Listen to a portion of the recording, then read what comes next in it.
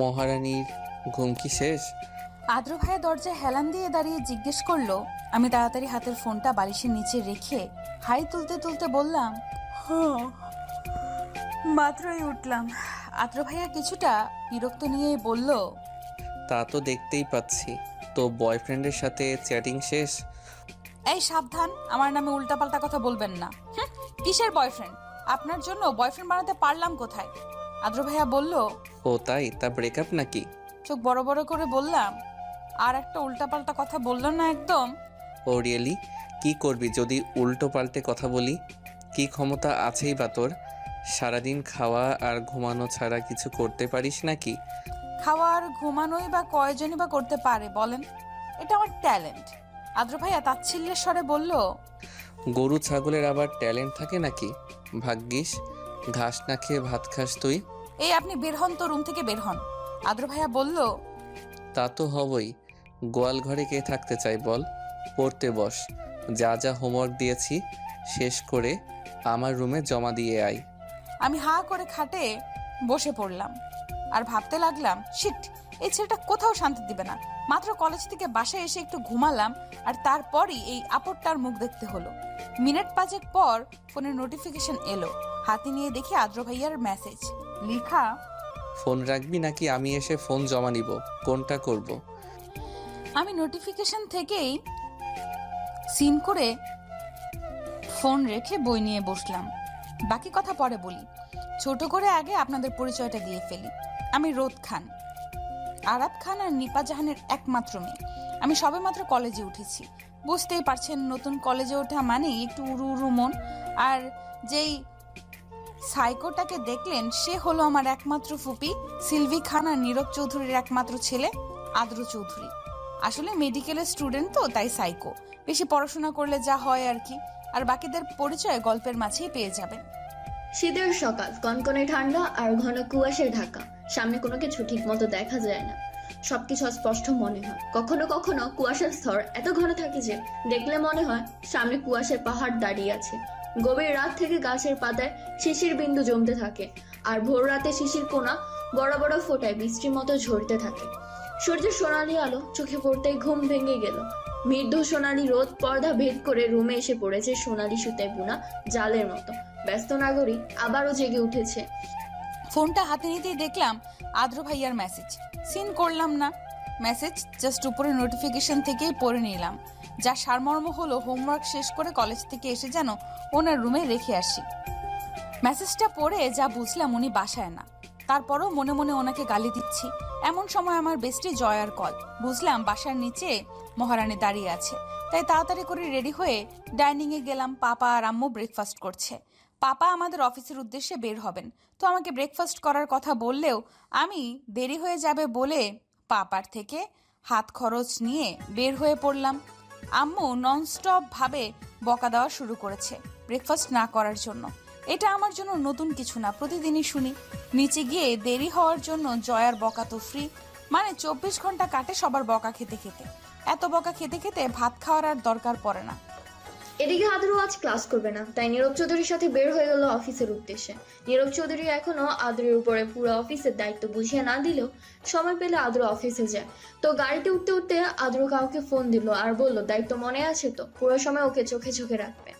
আমি কোনো রিস্ক নিতে চাই না বলেই ফোনটা কেটে দিল। বাবা ছেলে মিলে বের হয়ে গেল অফিসের উদ্দেশ্যে নিয়ে। সিলভি খান একদম খাঁটি হাউসওয়াইফ, যদিও বাসায় অনেকগুলো হেল্পিং হ্যান্ড আছে, তারপরও রান্নাবান্না সবসময় উনি নিজ হাতেই করেন। প্রায় রোদ কলেজ থেকে এসে নিজের বাসায় না গিয়ে আদ্রদের বাসে যায়। নিজের ফুপ্পির রান্না রোদের খুব প্রিয়, তাই হুটহাট চলে আসে। দুজন একই বিল্ডিংয়েই থাকে, একজন 4 তলায় আর একজন 7 তলায়। কলেজে নতুন একজন টিচার জয়েন করেছে নাকি রে শুনলাম। রোদ জয়াকে জিজ্ঞাসা করলো। Heavy handsome. শোন, টিচার হলো বাবার সমান, মনে রাখবি। রোদ বাঁকা হাসি দিয়ে বলল, তা তো জানি, তার মানে তোর জন্য সেম রুলস। কথার মাঝখানে ক্লাসের টিচার প্রবেশ করলো। 25 কি 26 হবে বয়স, দেখে বোঝা যাচ্ছে সবে মাত্র গ্র্যাজুয়েশন শেষ করেছে মনে হয়। জয়া হা করে তাকিয়ে আছে টিচারের দিকে। রোজ জয়াকে ধাক্কা দিয়ে চোখ মেরে বলল, আমাদের বাবার সমান উনি। জয়া বলল, সব টিচার বাবার সমান না বেবস, কিছু টিচার জামাইয়ের সমান। রোদ কিছুক্ষণ পর্যবেক্ষণ করলো। উনি সুন্দর, কিন্তু আদ্র ভাইয়ের ধারে কাছেও না। জয়া আর চোখে তাকিয়ে বলল, এরই তোর ভাই তো আবার মাস্টারপিস, লয়াল ছেলে, কাউকে পাত্তাই দেয় না। এমন বয়ফ্রেন্ড পাওয়ার কপাল আবার হয়নি। মধ্যে টিচার নিজের পরিচয় দিল। আমি অয়ন আহমেদ, তোমাদের ইংরেজি teacher. Nice to meet you all. তারপর সবার নাম এক এক করে শুনতে লাগলো। এবার রোদের পালা। রোদও দাঁড়িয়ে সবার মতো নিজের নাম বলল। অয়ন হেসে বলল। Nice name sweet girl. Jaya রোদকে ধাক্কা দিয়ে বলল। স্যার তো ফিদা তোর উপর। রোদ মুখ বেঁকিয়ে বলল। ফিদা? আদ্র ভাইয়া যেহেতু এই কলেজের স্টুডেন্ট ছিল, বরাবরের মতোই আমি কি করে সব জেনে যাবে। আর যদি শুনে যে আমি স্যারের পেছনে লাইন মারি, আমার পা ভেঙে বাসায় বসিয়ে রাখবে। প্রতিদিনের মতোই রোদ বাসায় গিয়ে দেখলো সিলভি খান ওদের বাসায় নিপা জাহানের সাথে, মানে নিজের ভাবির সাথে খুশ গল্পে মেতে উঠেছেন। রোদের বাসায় যাওয়ার পর মনে হলো যে আজরাইল মানে আদ্রর বাসায় আসার সময় হয়ে গিয়েছে, তাই তাড়াতাড়ি করে পড়তে বসলো। পড়তে পড়তে কখন যে চোখ লেগে গিয়েছে বুঝতেই পারেনি। আদ্র এসে ফ্রেশ হয়ে নিজের রুমে বসতে মনে পড়লো সারাদিন একজন মানুষের সাথে দেখাই হয়নি, গিয়ে দেখা করা উচিত। কিন্তু ক্লান্ত শরীর উঠে যাওয়ার জন্য সায় দিল না। শরীরের অবাধ্য হয়েও উঠল রোদের ফ্লাইটে যাওয়ার উদ্দেশ্যে। গিয়ে কলিং বেল বাজাতেই নিপা জাহান দরজা খুলে দিল আর অভিমানী সুরে বলল, তুই আর সারাদিনেও তোর বড় মার সাথে দেখা করিসনি? ভুলে গেছিস আমাকে? এখন তো আর বড় মাকে দরকার হয় না। এখন আর সকালে কোথাও যাওয়ার আগে বড় মায়ের সাথে দেখা করতে ইচ্ছেও করে না। আদ্র মাথা চুলকাতে চুলকাতে বলল, আমার একমাত্র বড় মাকে আমি কিভাবে না দেখে থাকতে পারি বলো? এই জন্যই তো চলে আসলাম তোমার হাতের কফি খেতে। তোমার হাতের এক মগ স্পেশাল কফি বানিয়ে দাও তো। বাই দ্য ওয়ে, তোমার গুণধর মেয়ে কোথায়? দেখছি না যে। জাহান বলল, কোথায় আবার? ওই বাদরটা নিজের রুমেই হয়তো আছে। তুই যা, আমি কফি বানিয়ে পাঠাচ্ছি। বরাবর মতোই রোদের ঘরে আদ্রের প্রবেশের কোনো অনুমতি লাগে না, তাই সোজা রুমে গিয়ে দেখলো রোদ ঘুমাচ্ছে। এলোমেলো আবদ্ধ চুলগুলো মুখের উপর বারবার এসে পড়ছে। দেখে মনে হচ্ছে যেন কোনো এক ঘুমন্ত মায়াপুরীর রাজ্যের রাজকন্যা। আদ্র কতক্ষণ তাকিয়ে নিজেকে নিজেই বলল, কি করছিস কি আদ্র? এই পিচ্চি মেয়েকে গড়ে তোলার মহা দায়িত্ব যে তোর মাথায়, ভুলে গেছিস সেটা? এখন এসবের সময় নয়। এখন রোদকে পড়াশোনা করানোর আর রোদ যেন সেফ থাকে সেটা নিশ্চিত করার সময়। তাই টেবিল থেকে পানি নিয়ে রোদের মুখে ছিটিয়ে বলল, হোয়াট ইজ দিস? কয়টা বাজে দেখেছিস? তোর চাকর পেয়েছিস যে রুমে এসে হোমওয়ার্ক চেক করব? খাতাগুলো দে তাড়াতাড়ি। রোদ কপাল কুঁচকে উঠে বলল, আমার জীবনকে হেল করে দিয়ে শান্তি হয়নি, তারাও খাতাগুলো দিচ্ছি। কারণ রোদও জানে এখন আদ্রের সাথে তর্কে গেলে তর্ক বাড়বে। এরই মধ্যে আদ্রের ফোন এলো। ফোন স্ক্রিনে নামটি জগজগ করছে। আদ্র তাড়াহুড়ো করে ফোন রিসিভ করতে করতে রুম থেকে বের হয়ে গেল আর রোদকে রাত 9টার আগে খাতা জমা দিতে বলল। হ্যালো, চিনতে পেরেছিস? তোকে চিনবো না? এত সহজে সব কিছু ভুলে যাওয়া যায়? জানিস তো, আমার তো মনে হচ্ছে তুই হেরে যাবি। জানিসই তো, আদ্র কখনো কোনো পরীক্ষায় সেকেন্ড হয়নি। হেরে যাওয়া শব্দটা আমার ডিকশনারিতেই নেই। আর তোর সাথে হেরে যাওয়ার প্রশ্নই আসে না। তোকে চিন্তা কি বাকি আছে নাকি আমার? যত হোক একসময় বেস্ট ফ্রেন্ড বলে কথা। তোর চোখে চোখ রেখে আমি লাইন বাই লাইন পড়তে পারি। কি লাভ ইতিহাস পুনরায় তোলে? আমি শুকনো ক্ষত পুনরায় জাগিয়ে তুলতে চাই না। কেন ফোন করেছিস সেটা বল। এটা বলতে ফোন করেছি যে আমি চ্যালেঞ্জে 30% জিতে গেছি। তোর কি মনে হয় এই নিউজ আমি এখনো পাইনি? যেদিনের নিউজ সেদিন সকালেই শুনেছি। 30% মাত্র বাকি, 70% কমপ্লিট করাকে আমি বিজি আছি। আমার রোদকে আমি পড়াচ্ছি। আপাতত ফোন রাখ। অনেকদিন পর আজকে ছাদে যাচ্ছি নিজের গাছগুলোর পরিচর্যা করতে। গিয়ে দেখলাম আদ্র ভাইয়া ছাদে কোণে হেলান দিয়ে দোলনায় বসে দোল খাচ্ছে আর বই পড়ছে। হাতে এনা হুয়াং এর টুইস্টেড সিরিজের টুইস্টেড লাভ বই। উকি দিয়ে দেখলাম খুব মনোযোগ দিয়ে পড়ছে। সো ডিস্টার্ব না করে টুকটুক করে ছাদে উঠলাম। শীতের বিকাল, মৃদু বাতাস বয়ে যাচ্ছে। কুয়াশা যেন আস্তে আস্তে তার চাদর মেলে ধরেছে চারদিকে। পশ্চিমা আকাশে এখনো সূর্যের সোনালি আভা বিদ্যমান। পাখিরা তাদের নীড়ের দিকে অগ্রসর হয়েছে। আমি আদ্র ভাইকে বিরক্ত না করে চুপিসারে গাছে পানি দিচ্ছিলাম। অনেকদিন যাবৎ তাদের কোনো যত্ন নেওয়া হয়নি। আগাছায় পরিপূর্ণ হয়ে গেছে টবগুলো। কালকে বন্ধের দিন, তাই কালকে সকালটা ছাদের গাছের যত্ন নিয়ে ব্যয় করব। আজকে জাস্ট পানি দিয়ে যাব। পানি দেওয়া শেষে ছাদের এক কোণে দাঁড়িয়ে বিকেলের সৌন্দর্য অনুভব করছিলাম। হালকা বাতাসে হালকা শীত শীত লাগছিল। হঠাৎ উষ্ণতা অনুভব করছি। তাকিয়ে দেখে আদ্র ভাইয়া একটা চাদর আমার গায়ে জড়িয়ে দিচ্ছে। আমি ওনার দিকে না তাকিয়েই বললাম, কিভাবে বুঝলেন আমার ঠান্ডা লাগছে? আমি তো আপনাকে বলিনি। আদ্র ভাইয়া আমার মাথায় টোকা দিয়ে বলল, এই জন্যই তো তোকে পিচ্ছি বলি। সবাইকে কি সবসময় সব কিছু বলতে হয় নাকি রে? অনেক কিছু বুঝে নিতে হয়। তোকে আমি অক্ষরে অক্ষরে পড়তে পারি, আর তুই পিছনে না তাকিয়ে কিভাবে বুঝলি যে এটা আমি? তুই যেভাবে বুঝেছিস আমিও সেভাবেই বুঝেছি। আমি কপাল কুঁচকে বললাম, কি? বাট আপনি তো মনোযোগ দিয়ে বই পড়ছিলেন। আদ্র ভাইয়া হেসে বলল, বাট এর থেকেও একটা গুরুত্বপূর্ণ কাজ হলো তোর যত্ন নেওয়া। এখন গাধার মতো জিজ্ঞেস করিস না যে কেন গুরুত্বপূর্ণ। তুই গর্ধব, আমরা সবাই জানি। তো সন্ধ্যা হয়ে যাচ্ছে, ঠান্ডা লেগে যাবে, নিচে যা। বন্ধের দিন কিভাবে সারাদিন ঘরে কাটাবো? শহরের যান্ত্রিক জীবনে একদম রোবট হয়ে গেছি যেন। সকাল থেকে গাছের কাজ করতে করতে ক্লান্ত, তাই একটা লম্বা শাওয়ার নিয়ে নিলাম। তারপরেও যেন সময় কাটছে না। আম্মুকে খুঁজতে এসে দেখি রুমে নেই। বুঝলাম যে ফুপ্পির বাসায় গিয়েছে গল্প করতে হয়তো। আসলে আমার আম্মু আর ফুপ্পির মাঝে সম্পর্কটা ট্রেডিশনাল ননদ ভাবের সম্পর্কের মতো না, একদম বেস্ট ফ্রেন্ড বলা যায়। যাই হোক, আমিও নাচতে নাচতে ফুপ্পির বাসায় চলে গেলাম। আমি ফুপ্পির বাসায় গেলে দরজা খোলার আগ পর্যন্ত আনলিমিটেড কলিং বেল প্রেস করতেই থাকি। এইবারও তার ব্যতিক্রম হলো না, কিন্তু প্রতিবার ফুপ্পি হাসি মুখেই দরজা খুলে বলে যে আমি জানতাম আমার পাগলিটা এসেছে। আর তখন আমি ফুপ্পির গলা জড়িয়ে ধরে বলি যে আই লাভ ইউ ফুপ্পি। আজকেও তাই করলাম। দরজা খোলা মাত্রই জড়িয়ে ধরলাম, কিন্তু হঠাৎ কি ফুপ্পির হাইট বেড়ে গেল নাকি বুঝলাম না। হাইট বেশি হওয়ায় জড়িয়ে ধরতে একটু কষ্ট হলেও জড়িয়ে ধরে বললাম আই লাভ ইউ। বলে ভালো করে তাকিয়ে দেখি এটা তো আমার ফুপ্পি না, সর্বনাশ হয়ে গেছে, এটা তো আদ্র ভাইয়া। আমি তাড়াতাড়ি করে হাত নামিয়ে নিলাম। আদ্র ভাইয়া কাশি দিয়ে বলল, what the hell man, are you mad? এতবার কলিং বেল কেউ প্রেস করে? আর কি হাক করা শুরু করেছিস? তুই জানিস আমি এগুলো পছন্দ করি না। আমি মুখ ভেঙে বললাম, বয়ে গেছে আমার আপনাকে জড়িয়ে ধরতে। আমি ফুপ্পিকে ভেবে হাক করেছি। নিজেকে কি মনে করেন আপনি? সরুন সামনে থেকে। বলে আমি পাশ কাটিয়ে রুমে গেলাম। আম্মু আর ফুপ্পি ড্রয়িং রুমে গল্প করছে আর চা খাচ্ছে। আমি ভেতরে গিয়ে ফুপ্পিকে জড়িয়ে ধরে আহ্লাদি সুরে বললাম, ফুপ্পি আজকে হলিডে, চলো না ঘুরতে যাই। আম্মু চোখ রাঙিয়ে বলল, কোথাও যাওয়া যাবে না, ছুটি পেলেই এক বায়না ধরা শুরু করে। আর আপনারা সবাই ওর সাথে আবদার পূরণ করে করেই বাদর বানিয়েছেন। আমি ঠোঁট ভেঙিয়ে বললাম, ফুপ্পি প্লিজ চলো না, আমি বাসায়, আমার ভালো লাগছে না। ফুপ্পি আমাকে বলল, রোদমা তুই বস, আমি আদ্রকে বলছি তোকে নিয়ে যেতে। আমি চোখ বড় বড় করে বললাম, না না, পাগল নাকি, ওই ডাইনোসরের সাথে আমি যাব না। ফুপ্পি হেসে বলল, আচ্ছা আমি বলে দিব বকা না দিতে, তুই গিয়ে রেডি হ। আমি জানি 100% যে আদ্র ভাইয়া রাজি হবে না। ফুপ্পি ধমক দিয়ে পাঠাবে, তাতে আমার কি? আমি ঘুরতে যেতে পারলেই হলো। আমি হলিডেতে বাইরে বের হলেই একটু শাড়ি পরার চেষ্টা করি। আজকে ব্ল্যাক একটা শাড়ি পরে সাথে ম্যাচিং করে চুড়ি, গলার একটা সিম্পল হার, কানে ঝুমকা পরে, গালে জাস্ট একটু ব্লাশ আর হাইলাইটার দিয়ে নিচে নামলাম। ও ভালো কথা, কাজল দিতে কিন্তু আমি ভুলিনি। কিন্তু নিচে গিয়ে আমি সারপ্রাইজ, আদ্র ভাইয়াও ব্ল্যাক শার্ট ব্ল্যাক প্যান্ট পরেছে।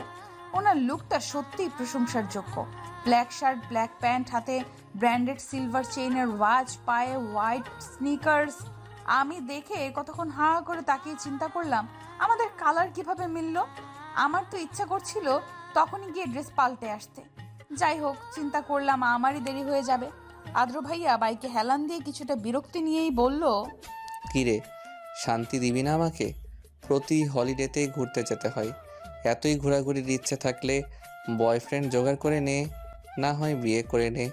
আর 1 ঘন্টা যাবত আমি নিচে দাঁড়িয়ে আছি, এভাবে মেকআপ দিয়ে পেতনি না সাজলেও তো পারিস। উফ আমার কপাল। ফুপ্পিকে বললাম যে আমি এই জিরাফের সাথে যাব না, আমি জানতাম এমন বকা খাবো। আর পেতনি লাগলে আমাকে লাগছে, আপনার কি? চলুন, আমি রাগী স্বরে বললাম। শহরের ব্যস্ত নগরীতে যানজট ঠেলে বাইক চলছে। ভাইয়া টিএসসিতে এসে বলল, ফুচকা খাবি? আমি বরাবরই ফুচকা লোভী, তাই লোভ সামলাতে না পেরে বললাম, খাবো মানে অবশ্যই খাবো। কিন্তু পরক্ষণে মনে হলো যেই মানুষটা আমাকে জীবনেও এইসব খাবার খেতে দেয় না, সেই মানুষটি কিভাবে ফুচকার অফার করছে। ঠিক হজম হলো না ব্যাপারটা। তাই কপাল কুচকে জিজ্ঞেস করলাম, আচ্ছা আপনি কি আমাকে মারার প্ল্যান করছেন? আদ্র ভাইয়া কপাল কুচকে বলল, কি প্রবলেম তোর? কি আবল তাবল বলছিস? আমি বোকার মতো 32 দাঁত বের করে হেসে বললাম, না মানে আমি জানি যে মানুষকে মারার আগে তার সব ইচ্ছাকে পূরণ করা হয়, তাই বললাম আর কি। আদ্র ভাইয়া এবার ফিক করে হেসে দিল আর বলল, আজকের বিকেলটা না হয় তোর জন্যই রাখলাম, তোর ইচ্ছে মতোই না হয় চললাম, স্মৃতির পাতায় না হয় স্মরণীয় করে রাখলাম কোনো এক সোনালি বিকেল হিসেবে। জানিস তো, কিছু কথা অজানা থাকাই ভালো। সময় কখন কি করতে হবে তা বলে দিব, কিন্তু কিছু কিছু কথা বুঝে নিতে হয়, কারণ সব সময় সময়ের অপেক্ষা করলে বড্ড দেরি হয়ে যায়। হয়তো সঠিক সময় আসার আগে সেই মানুষটাই থাকে না। আমি হা করে ওনার মুখের দিকে তাকিয়ে রইলাম। হাসলে সত্যি ওনাকে মারাত্মক সুন্দর লাগে। ওনার কথা সব আমার মাথার উপর দিয়ে গিয়েছে, কিন্তু এই অমায়িক নিষ্পাপ হাসিটা আমার মনে গেঁথে গেল। আমি আনমনেই ওনাকে জিজ্ঞেস করলাম, আচ্ছা আদ্র ভাইয়া, আপনি কি কাউকে ভালোবাসেন? আদ্র ভাইয়া আবারও হেসে দিলেন আর বললেন, যদি উত্তরটা হয় হ্যাঁ, তাহলে? মুহূর্তের মধ্যে আমার বুকের বাঁ পাশে মনে হলো যেন চিনচিন ব্যথা অনুভব হলো। ওনার জন্য বিন্দু বিন্দু আবেগ দিয়ে গড়ে ওঠা অনুভূতি শূন্যে মিলিয়ে গেল। আমার রৌদ্রোজ্জ্বল আকাশে অসময়ে যেন মেঘ এসে পড়ল। আমি জানি না এই অনুভূতির নাম কি, কেন এমন হলো। তারপরও নিজেকে নিয়ন্ত্রণ করে বললাম, আচ্ছা উনি কাউকে ভালোবাসলে আমার কি? তারপর আমি আবারও জিজ্ঞেস করলাম, আচ্ছা ওই মেয়েটার নাম কি, কোথায় থাকে? আদ্র ভাইয়া আমার হাতটা টেনে নিয়ে একটা বেলি ফুলের মালা হাতে পরিয়ে দিয়ে বলল, কেন রে, নাম জেনে কি করবি? জানিস তো মারাত্মক রকম ভালোবাসি ওকে। কিভাবে যে ভালো লেগে গেল নিজেও জানি না, কিন্তু ভীষণ রকম ভালোবাসি রে। বাট আমার সেই মায়াপরীটা তার প্রতি আমার ভালোবাসাটা বোঝে না। পিচ্ছি তো তাই। আচ্ছা বাদ দে, চল ওই দিকটাই ফুল কিনবি। আধ ঘন্টা আগ পর্যন্ত এই ফুলগুলোর প্রতি আমার আকর্ষণ ছিল, কিন্তু বর্তমানে আর কিনতে ইচ্ছে করছে না। তারপরেও বললাম, চলুন যাই। প্রায় সন্ধে নেমে আসলো। আদ্র ভাইয়া আমাকে বাইকের সামনে দাঁড় করিয়ে বলল, 2 মিনিট ওয়েট কর। তারপর বাইকের সামনে রাখা একটা ব্যাগ থেকে একটা চাদর আমার গায়ে জড়িয়ে দিয়ে বলল, নিজের যত্ন নিতে শিখ পিচ্ছি। সবসময় কি তোর পাশে আমি থাকবো নাকি? সন্ধ্যা নেমে আসছে, আস্তে আস্তে ঠান্ডাও বাড়ছে, ভালো করে চাদর জড়িয়ে নে। আমি হা হয়ে তাকিয়ে রইলাম। তারপর জিজ্ঞেস করলাম, চাদর কোথায় পেলেন? আদ্র ভাইয়া হেসে বলল, আমি জানি তো যে আমার পিচ্চিটা নিজের ব্যাপারে বড্ড উদাসীন, তাই বাসা থেকে বের হওয়ার সময় নিয়ে এসেছি। আমি সত্যিই কথা বলার ভাষা হারিয়ে ফেলেছি। কেউ কি বলতে পারেন এই অনুভূতির নাম কি? আমি এই নতুন আদ্র ভাইয়ার সাথে পরিচিত না, নতুন এক আদ্র ভাইকে চিনলাম। আগেও অনেকবার ওনার সাথে বের হয়েছি, কিন্তু এমন আদ্র ভাইকে তো আমি দেখিনি। কত দিকে খেয়াল ওনার। সত্যি প্রেমিক হিসেবে উনি একদম পারফেক্ট, একদম। এইসব পুরুষদের ভালোবাসা বড্ড মারাত্মক রকমের হয়। ওনার ভালোবাসার মানুষটি আসলেই একজন লাকি। একটা মানুষ এতটা কেয়ারিং কিভাবে হয়? শো শো করে বাইক চলছে, শীতের রাত। সন্ধ্যা হতে না হতে মানুষ, পশু, পাখি নিজ নিজ আশ্রয় ফিরে আসে। ঘরে ঘরে আলো নিভিয়ে যায়। যদিও শহরে যান্ত্রিক মানুষ অফিস থেকে নিজ নিজ কর্মস্থল থেকে বাসার উদ্দেশ্যে রওনা হয়। কর্মস্থল গ্রাম ও শহর ঘুমে ডলতে থাকে। শহরের পথে লাঠি ঠুকে ঠুকে চলে নাইট গার্ড। রাস্তায় ইলেকট্রিকের আলোগুলো নিঃসঙ্গ রাত অসহায়ের মতো রাস্তা দুধারে দাঁড়িয়ে যেন এক চোখ মেলে বোবা দৃষ্টিতে তাকিয়ে আছে। প্রতিটি রাস্তায় মোড়ে পিঠার দোকান, তরুণদের ভিড়। অনেকে আবার চায়ের দোকানে বসে আড্ডা দিতে ব্যস্ত। কেউ কেউ আবার কর্মস্থল থেকে ক্লান্ত দেহে বাড়ি ফিরছে। আমার মনে পড়ে গেল জীবনানন্দ দাশের দুটো লাইন, এইসব শীতের রাতে আমার হৃদয়ের মৃত্যু আসে। বাইরে হয়তো শিশির ঝরছে, কিংবা পাতা, কিংবা প্যাঁচার গান, সেও শিশিরের মতো, হলুদ পাতার মতো। আমি আদ্র ভাইকে শক্ত করে পেছন থেকে জড়িয়ে ধরে বাইকে বসে রয়েছি। ভাইয়া বাইক চালাচ্ছে আর মাঝে মাঝে আমার সাথে টুকটাক কথা বলছে। হঠাৎ একটা ট্রাক এসে জোরে বাইকে ধাক্কা দিল। আদ্র ভাইয়া অনেক চেষ্টা করেছে বাইক হ্যান্ডেল করতে, বাট পারেনি। মনে হচ্ছিল যেন কেউ ইচ্ছে করে ধাক্কা দিয়েছে। আমি জ্ঞান হারালাম। জ্ঞান ফেরার পর আমি নিজেকে হসপিটালের বেডে আবিষ্কার করলাম। আশেপাশে তাকিয়ে দেখলাম আম্মু, পাপা, ফুপ্পি, আঙ্কেল দাঁড়িয়ে আছে। সবাইকে দেখে স্বস্তি পেলাম, কিন্তু আমার চোখ তো অন্য একজনকে খুঁজছে। জানতে ইচ্ছে করছে যে আদ্র ভাইয়া কেমন আছে। তাই নীরবতা ভেঙে জিজ্ঞেস করলাম, আম্মু, আদ্র ভাইয়া কেমন আছে? আম্মু কাঁদতে কাঁদতে বলল, আদ্রর পায়ে সিরিয়াস ইনজুরি হয়েছে, ব্যান্ডেজ করা, হাঁটতে পারছে না, মাথায় ব্যথা পেয়েছে। এই অবস্থা তোর হওয়ার কথা ছিল। আদ্র তোকে বাঁচাতে গিয়ে ওর ওপরে দিয়ে সব ধকল গিয়েছে। আদ্র ভাইয়ার অবস্থা শুনে মুহূর্তে আমার পৃথিবী যেন থমকে গিয়েছে। নিজেকে কেন যেন সবচেয়ে অসহায় মনে হচ্ছে। আমি সত্যিই নিতে পারছি না আদ্র ভাইয়ার কষ্টটা। আমার জন্যই এমন হয়েছে। আমি যদি বাইরে যেতে না চাইলে এমন হতো না। আমি আম্মুকে বললাম, ডক্টর কি বলেছে? আম্মু বলল, ডক্টর বলেছে তুই আজকেই বাসায় যেতে পারবি, আদ্রকে অ্যাডমিট করতে হবে। এরই মধ্যে নার্স এসে বলল, আপনাদের আরেকজন রোগীর জ্ঞান ফিরছে, আপনারা চাইলে দেখা করতে পারেন। একে একে সবাই গিয়ে দেখা করে আসলো। এরই মধ্যে আমার হাতের স্যালাইনও খুলে ফেলেছে।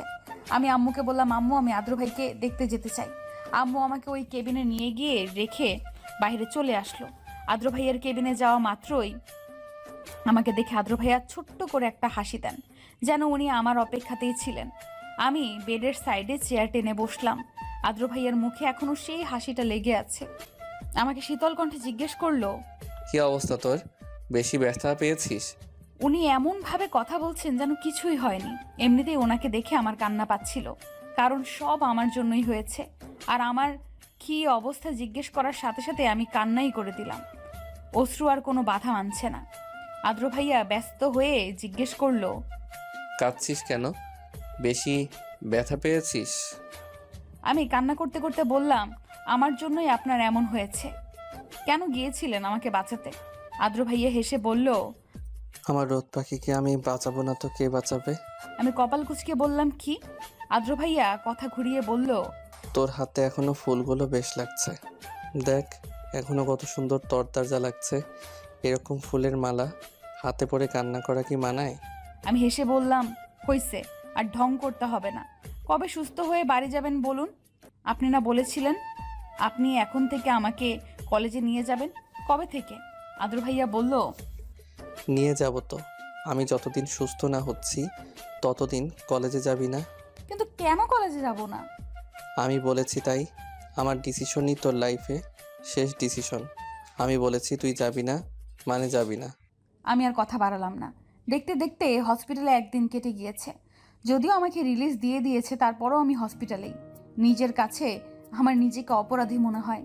কোনোভাবেই মেনে নিতে পারছি না যে আমার জন্য আদ্র ভাইয়া ব্যথা পেয়েছে। আদ্র ভাইয়া যদিও অনেক বকাবকি করেছে বাসায় যাওয়ার জন্য, সবাই অনেক বলেছে বাসায় যাওয়ার জন্য, আমি রাজি হইনি। ডক্টর এসেছে আদ্র ভাইয়াকে চেক আপ করতে। উনি দেখে বলল, আপনারা এখন বাসায় নিয়ে যেতে পারেন। জাস্ট বাসায় 2 দিন পর পর ড্রেসিং করবেন পা আর মাথার ব্যান্ডেজ 3 দিন পর এসে খুলে নিয়ে যাবেন, আর পা এর ব্যান্ডেজ 10 দিন পর। আর ওনার মেডিসিনগুলো আর নিয়মকানুনগুলো একজন আমার কাছে এসে বুঝে নিয়ে যান। যদিও ফুপ্পি আর আম্মু বলছিল ওনারা একজন বুঝে নেবে, আমি থামিয়ে বললাম, আমি বুঝে নেব। যেমন কথা তেমন কাজ। আমি গিয়ে কিভাবে কি করতে হয় সব জেনে আসলাম। ইদানিং বেশিরভাগ সময়ই আদ্র ভাইয়াদের ফ্ল্যাটে থাকা হয়। আম্মু আদ্র ভাইয়ার পছন্দ মতো খাবার রান্না করে করে পাঠায়। আমি তো সারাদিন এদিকেই থাকি। এখন আদ্র ভাইয়া একটু হাঁটতে পারে, যদিও একটু কষ্ট হয়। তো বিকেলে ওনাকে কমলা দিয়ে বললাম, কমলাটা খেয়ে ছাদ থেকে একটু হেঁটে আসেন। বহুত দিন ধরে এইভাবে শুয়ে শুয়ে দিন পার করছেন, অলস ছেলে কোথাকার। আদ্র ভাইয়া হেসে বলল, কেন? তুই তো খুশি হওয়ার কথা, কারণ এখন আর কেউ তোকে বিরক্ত করে না। আমি কপাল কুঁচকে বললাম, এটা কেমন কথা? আমি ওই বিরক্ত হওয়াতেই অভ্যস্ত। যদিও বলতে ইচ্ছে করছিল যে ওই দিন বিকেলে ঘুরতে নিয়ে গিয়ে কেন এভাবে হেসেছিলেন, কেন এভাবে টেক কেয়ার করছিলেন, কেন আমি আপনার ওই কথাগুলো ভুলতে পারছি না যে আজকের বিকেলটা তোর জন্যই থাক। কিছু কিছু কথা বুঝে নিতে হয়, কারণ সব সময় সময়ের অপেক্ষা করলে বড্ড দেরি হয়ে যায়। হয়তো সঠিক সময় আসার আগেই সেই মানুষটাই থাকে না। কেন এগুলো বলেছিলেন আমাকে? আর কেনই বা ম্যাচিং ড্রেস পরেছিলেন? আমাকে এইভাবে আপনার প্রতি দুর্বল কেন বানালেন? কিন্তু চাইলেই কি সব বলা যায়? ওনার কথাটাই না হয় ওনার দিকে ছুঁড়ে মারলাম। যে কিছু জিনিস বুঝে নিতে হয়। হয়তো কোনো একদিন উনি বুঝে নিবে।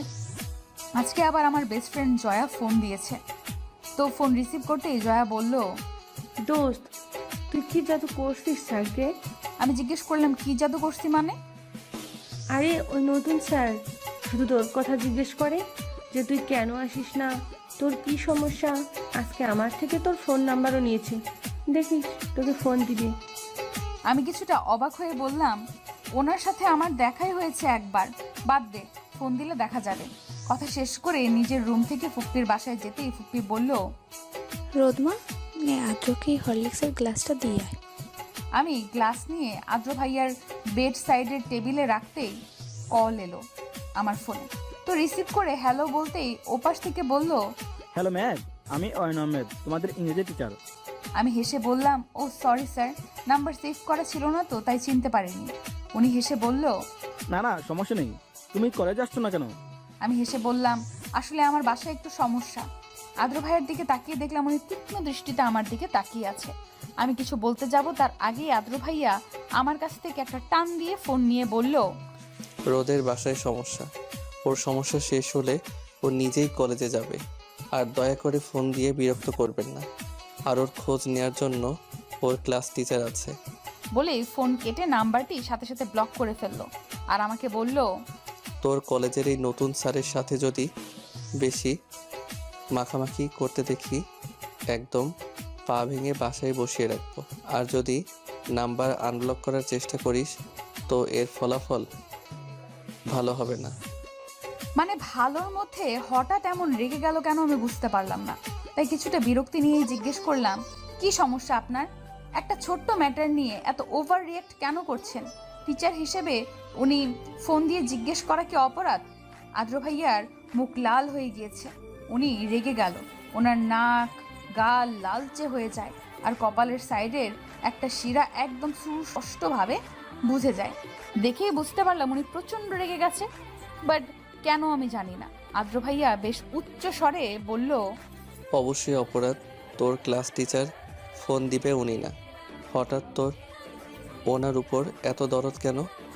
আমি কপাল কুঁচকে বললাম, ভালো হয়েছে আমার দরদ, আপনার কি তাতে? আদ্র ভাইয়া বলল, আমার অনেক কিছু আসে যায় তাতে, তোকে সব বলতে হবে নাকি? আমার ফোনটা চার্জ দিয়ে রুম থেকে বিদায় হ। আমি মুখ ভেঙিয়ে বললাম, চাকর পেয়েছেন, নিজে নিয়ে নেন।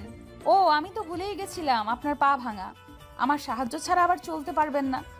ভালো করে যদি বলেন ফোন চার্জ দেওয়ার কথা তাহলে আমি চার্জ দিয়ে দেব। ও তাই, ভালো করে বলতে হবে। রোদ বেবি, দয়া করে আমার ফোনটা চার্জ দিয়ে দাও প্লিজ, প্লিজ বেবি, যা এবার চার্জ দে ফোন। নিচে এসে দেখলাম বাসায় গেস্ট এসেছে। আদ্র ভাইয়ার চাচা চাচিমা আর ওর ডাইনি চাচাতো বোন অনিমা, সবাই অনি বলেই ডাকে। একদমই গায়ে পড়া টাইপ মেয়ে, পারে না তো আদ্র ভাইয়ার কোলে উঠে বসতে, যদিও বেশি পাত্তা পায় না। যাই হোক, চিন্তা করলাম এই মেয়েকে একটু রাগানো যাক। আমি আদ্র ভাইয়ার রুমে আবার ব্যাক করলাম আর বললাম, উঠুন শোয়া থেকে, কি একটা অবস্থা করে রেখেছেন নিজের, ফ্রেশ হন, ছাদে যাব। আদ্র ভাইয়া কিছুটা অবাক হয়ে বলল, তুই না মাত্র আমার সাথে ঝগড়া করে চলে গেলি, আর তোর সাথে আমি যাব না?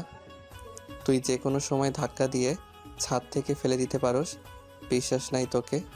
আমি এবার কড়া গলায় বললাম, নিজে নিজে যাবেন নাকি টেনে হিচড়ে নিয়ে যাব? বাসায় থাকতে থাকতে তো জড় পদার্থ হয়ে গেছেন, এভাবে থাকতে থাকতে দুদিন পর তো আসবাবপত্র হয়ে যাবেন, তাড়াতাড়ি ওঠেন। বলে ওনাকে নিয়ে বের হলাম। অন্যদিন দূরত্ব বজায় রাখলেও আজকে শক্ত করে হাতটা ধরে নিলাম, যেন ওনার কাজিন অনি দেখে আরও জেলাস ফিল করে। আদ্র ভাইয়া আর চোখে তাকিয়ে বলল, কি রে, কিডন্যাপার নাকি তুই? আমি কোথাও পালিয়ে যাচ্ছি না। আমি তারপরেও হাত ছাড়লাম না। ড্রয়িং রুমে যাওয়ার পর ফুপ্পি বলল, রোদমা, কোথায় যাচ্ছিস? আমি বললাম, তোমার ছেলেকে মানুষ করতে, জড় পদার্থ থেকে জীব বানাতে। রুমে থাকতে থাকতে তো আসবাবপত্র হয়ে যাবে। অনি পুরো ব্যাপারটা আর চোখে দেখে বলল, আমিও যাব। আমি মনে মনে এটাই চাচ্ছিলাম। বললাম, চলো।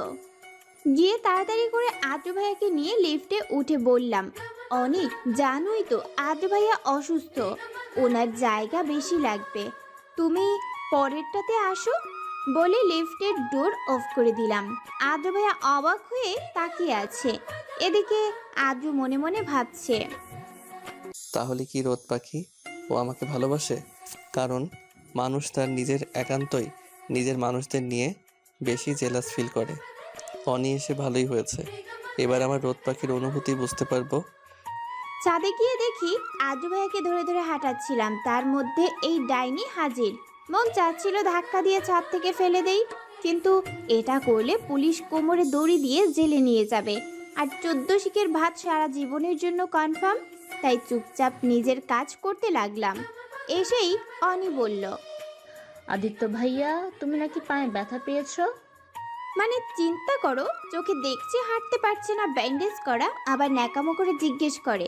তাই আদ্র ভাইয়া কিছু বলার আগেই আমি বললাম, কেন গো, তুমি কি অন্ধ নাকি দিন কানা? আমি জানতাম মানুষ রাত কানা হয়, আজকাল তো দেখছি দিন কানা রোগও শুরু হয়েছে। আদ্র ভাইয়ার দিকে তাকিয়ে দেখলাম ভাইয়া হাসছেন। অনি তাড়াতাড়ি এসে আদ্রকে ধরে বলল, তুমি যাও রোদ, আমি করতে পারবো। ইচ্ছে করছিল চুল ছিঁড়ে ফেলি, দাঁত কিরমির করে বললাম, কেন, তোমাকে আমি করতে বলেছি? আমার ইচ্ছে হয়েছে, আমি ওনাকে নিয়ে এসেছি। তোমাকে আসতে কে বলেছে? আদ্র ভাইয়া হেসে বলল, তোরা ঝগড়া কর, আমি চলে যাই। আর অনি, তুই মাত্র এসেছিস, বাসায় রেস্ট করে গিয়ে যা। অনি মুখ বাঁকিয়ে চলে গেল। আমি আদ্র ভাইয়াকে নিয়ে দোলনায় বসলাম, কারণ বেশ কিছু সময় হাঁটা হয়েছে। আমি উঠে গাছগুলো দেখতে যাব, তখনই আদ্র ভাইয়া আমার হাত টেনে ধরে বলল, রোদ, একটা কথা বলি। আমি দাঁড়িয়ে বললাম, আপনার কিছু বলতে আমার আবার পারমিশন লাগে নাকি? আদ্র ভাইয়া হেসে বলল, নীল রঙের জামায় তোকে অনেক সুন্দর লাগছে। আমি খেয়াল করে আদ্র ভাইয়ের মুখের দিকে তাকিয়ে দেখলাম বিকেলের সোনালি রোদ ওনার মুখে এসে পড়েছে, অন্যরকম সুন্দর লাগছে ওনাকে। আমি হেসে বললাম, ঢং করতে হবে না। আদ্র ভাইয়া হাত টান দিয়ে ওনার আরেক পায়ের ওপর বসিয়ে আমার কপালের চুলগুলো সরিয়ে দিয়ে বলল, ভালোবাসি পিচ্ছি, অনেক ভালোবাসি তোকে। আমি আমার যত্ন করার জন্য সারা জীবনের জন্য তোকে আমার করতে চাই। আমার অধিকার হবি রোদ পাখি। এত দ্রুত সব কিছু ঘটেছে, আমি পুরো শকড। কি বললো বুঝে উঠতে পারছিলাম না। এই কয়েকদিন ওনার আশেপাশে থেকে আমিও বুঝেছি আমি দুর্বল ওনার প্রতি। আমার কি বলা উচিত বুঝতে পারছিলাম না, তাই হাত সারিয়ে উঠে চলে যেতে নিচ্ছিলাম, তখন পেছন থেকে আদ্র ভাইয়া ডাক দিয়ে বলল, এই পা নিয়ে আমি কিভাবে বাসায় যাব? কি আর করার, নিয়ে যেতে আসলাম। লিফটেও আমাদের কোনো কথা হয়নি। ওনাকে ওনার রুমে দিয়ে বের হওয়ার টাইমে আদ্র ভাইয়া আমাকে ডাক দিয়ে বলল, আমি অপেক্ষায় থাকবো উত্তরের। উত্তর পাওয়ার আগে পর্যন্ত আমার যত্ন তোকে নিতে দিব না। আমি চলে আসলাম। রাতে নিজের রুমে শুয়ে কোনোভাবেই ঘুমাতে পারছি না। শুধু মনে হচ্ছে যে সকালে যখন আদ্র ভাইয়া জিজ্ঞেস করবে তখন আমার কি বলা উচিত, যে আমি ওনার প্রতি দুর্বল। দু চোখের পাতা এক করলেই বিকেলের কাহিনী মনে হচ্ছে। তাই ভাবলাম জয়াকে ফোন দেয়া যাক। যেই কথা সেই কাজ, জয়াকে ফোন দিয়ে সব বললাম। জয়া বলল, বোন, তোর ভাইরে বল আমারে কোলে বসাতে হইবে না, শুধু বলতে যে ভালোবাসে। আমি দেখবি নাচতে নাচতে ব্যাগ নিয়ে চলে আসবো। আমি বললাম, ধুর, মজা না রে বোন, আমি সিরিয়াস, কি বলা উচিত? জয়া হেসে বলল, ধুর পাগলি, জাস্ট হ্যাঁ বলে দে। আমি 100% শিওর তুই আদ্র ভাইকে ভালোবাসিস, একদম পারফেক্ট কাপল হবে। আমি কিছু বললাম না। ফোন রেখে সারা রাত না ঘুমিয়ে পার করলাম। সকাল থেকেই আমি লুকিয়ে লুকিয়ে বেড়াচ্ছি। আদ্র ভাইয়ের সাথে একবার দেখা হয়েছিল সবার সামনে, বাট কোনো কথা বলেনি, জাস্ট টেক্সটে করেছে হ্যাঁ বা না কিছু বল, তারপর আমি কথা বলল। এদিকে সুযোগ পেয়ে আদ্র ভাইয়ের কাজিন অনি মাথায় চড়ে বসেছে, পারে না গিয়ে কোলে উঠতে। ফুপ্পি এসে আমাকে সেমাই দিয়ে গিয়েছে। আমি এক সাইডের সোফায় বসে সেমাই খাচ্ছি। বড়রা সবার একসাথে আমাদের বাসার ড্রয়িং রুমে বসে কথা বলছে, আর আমার সামনেই আদ্র ভাইয়ার দুই পিচ্চি কাজিন খেলতেছে। আদ্র ভাইয়া ডাইনিংয়ে বসে ব্রেকফাস্ট করছে। অনি গিয়ে বলল, ভাইয়া আমি তোমার জন্য নিজ হাতে আলুর দম বানিয়েছি, খেয়ে দেখো কেমন হলো। আমি তাকাতেই আদ্র ভাইয়া বাঁকা হাসি দিয়ে খেয়ে বলল, ওয়াও, টেস্টি। তোমার হাতে ম্যাজিক আছে, অনেক ভালো হয়েছে। আমি দেখেও ইগনোর করলাম, ভাব নিলাম যে আমি দেখিনি। হঠাৎ আদ্র ভাইয়ার ফোন বাজছে। সব সময় ফোন দূরে থাকলে আদ্র ভাইয়া আমাকে ডাক দিয়ে বলে যে পিচ্ছি গিয়ে ফোনটা নিয়ে আয়, কিন্তু আজকে অনিকে বলল। অনি, ফোনটা নিয়ে আয়। মানে নিজেই প্রপোজ করে নিজেই ইগনোর করছে। ফোনে কথা বলার পর অনি বলল, ভাইয়া আসো, তোমাকে ছাদ থেকে হাঁটিয়ে নিয়ে আসি। আদ্র ভাইয়া হাসি দিয়ে বলল, চল। মেজাজ পুরোটাই খারাপ হয়ে গেছে আমার। ইচ্ছে করছে অনিকে লাথি দিয়ে বাসা থেকে বের করে দেই, সেটা তো সম্ভব না। তাই উঠে এক টান দিয়ে আদ্র ভাইয়ার হাত ধরে বললাম, ছাদে চলুন, আপনার সাথে ইম্পর্টেন্ট কথা আছে। আদ্র ভাইয়া দোলনায় বসে আছে আর আমি সামনে দাঁড়িয়ে আছি, দুজনেই চুপচাপ। আদ্র ভাইয়া নীরবতা ভেঙে বলল, কি বলবি? কি ইম্পর্টেন্ট কথা তোর? আমি গলা ছেড়ে বললাম, আপনি প্লে বয় আমি জানতাম না। কয়জন লাগে আপনার? আপনার কাজিনের কথা না হয় বাদই দিলাম, মিথ্যে কেন বলেছেন আমাকে? আমার গার্লফ্রেন্ড আছে মানে কি বলছিস? তোর মাথা ঠিক আছে? কেন মিথ্যা বলেছেন আমাকে? বিলিভ মি, আমার কোনো গার্লফ্রেন্ড নাই। তাহলে আমাকে ওই দিন ঘুরতে নিয়ে গিয়ে কেন বলেছিলেন যে আপনি একজনকে ভালোবাসেন এবং অনেক বেশি ভালোবাসেন? আরে পিচ্ছি, তুই কি কখনো বড় হবি না? আমি ওই দিন তোর কথাই বলেছিলাম যে তোকে অনেক ভালোবাসি এবং অনেক ভালোবাসি। তুই থাকতে অন্য কাউকে আমার কেন লাগবে? মনে থাকে না যেন এই কথা।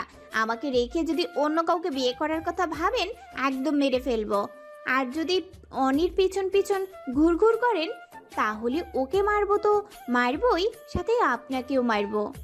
বিশ্বাস কর রোদ পাখি, তোকে এখনই রিলেশনে জড়ানোর কোনো ইচ্ছে আমার ছিল না।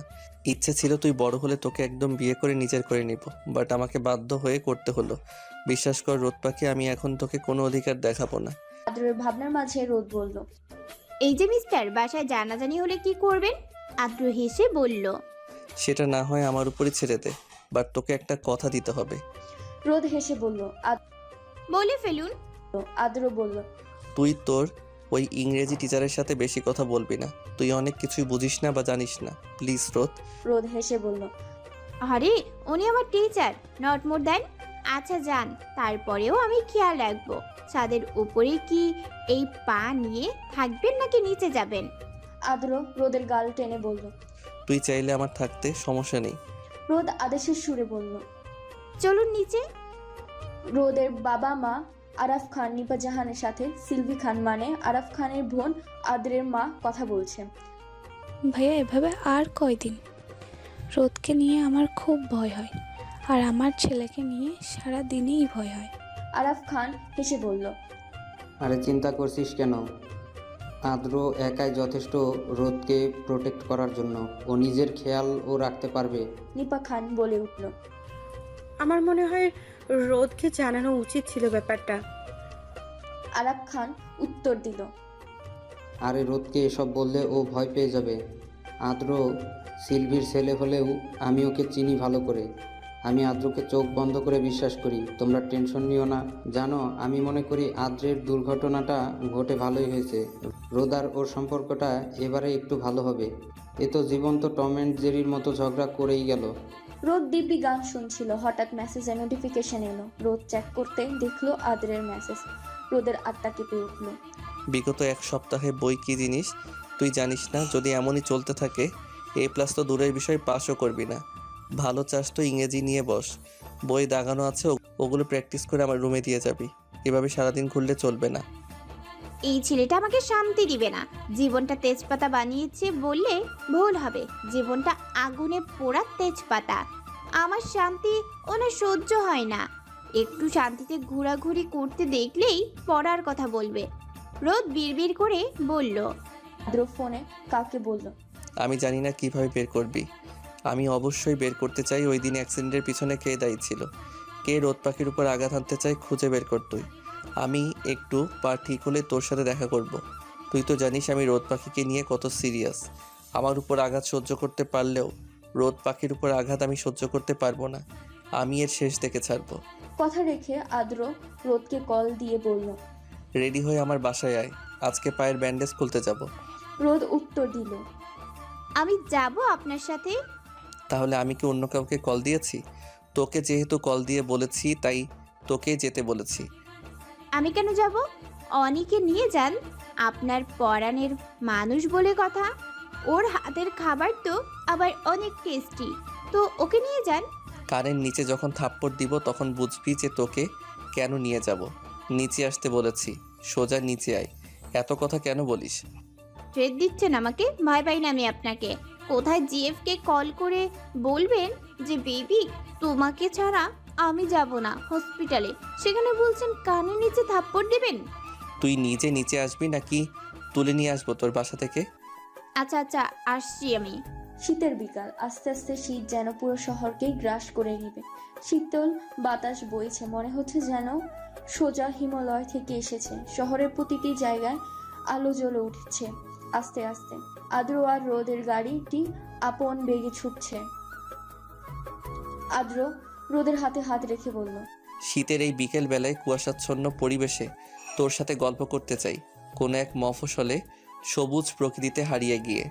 চারদিকে কুয়াশা ভরা বিকেল বেলায় নদীর পাড়ে গিয়ে বলতে চাই আমি শুধু তোকে চাই। রোদ হাসলো। বিকালের পড়ন্ত রোদ এই হাসি যেন পরিপূর্ণ হলো। রোদ বলল। ভালোই তো পারেন মেয়েদেরকে কনভিন্স করতে। আর কয়জনকে করেছেন? তোর মতো পিচ্ছি একটা থাকলেই হবে। হসপিটালে যেতেই দেখা হলো অয়ন স্যারের সাথে। তো আদ্র ভাইয়ার ব্যান্ডেজ খুলে এখন ঠিকমতো হাঁটতে পারায় রিসেপশনে পেমেন্ট ক্লিয়ারের জন্য গিয়ে স্যারের সাথে দেখা। আমি কিছুটা অবাকই হলাম স্যারকে দেখে। আসসালামু আলাইকুম স্যার। ওয়ালাইকুম আসসালাম, কি অবস্থা, কেমন আছো? এই তো স্যার ভালো, আপনি? স্যার হেসে বলল। ভালো। তোমার পাশে উনিকে? আমি হেসে বললাম আমার কাজিন, উনি পায়ে ব্যথা পেয়েছিল তো তাই হসপিটালে আসা। আদ্র ভাই আমার কাঁধে ধরে বলল। শুধুই কাজিন? ভালো করে পরিচয় দাও বেবি। আমি আদ্র ভাইয়ের দিকে কড়া চোখে তাকিয়ে ক্লোজ আপ স্মাইল দিয়ে বললাম, আর কিভাবে পরিচয় দিব আপনার? আপনিই পরিচয় দেন। আদ্র ভাইয়া আমাকে ওনার আরো কাছে নিয়ে বলল। ইটস মি আদ্র চৌধুরী, রোদের কাজিন প্লাস ফিউচার হাজব্যান্ড। আমি খেয়াল করে দেখলাম ওনারা দুজন দুজনের দিকে একটু অন্যরকম ভাবে তাকিয়ে আছে। আমি ব্যাপারটা দেখেও ইগনোর করলাম। আমি আদ্র ভাইয়ার মধ্যে জেলাস স্পষ্ট দেখতে পেলাম।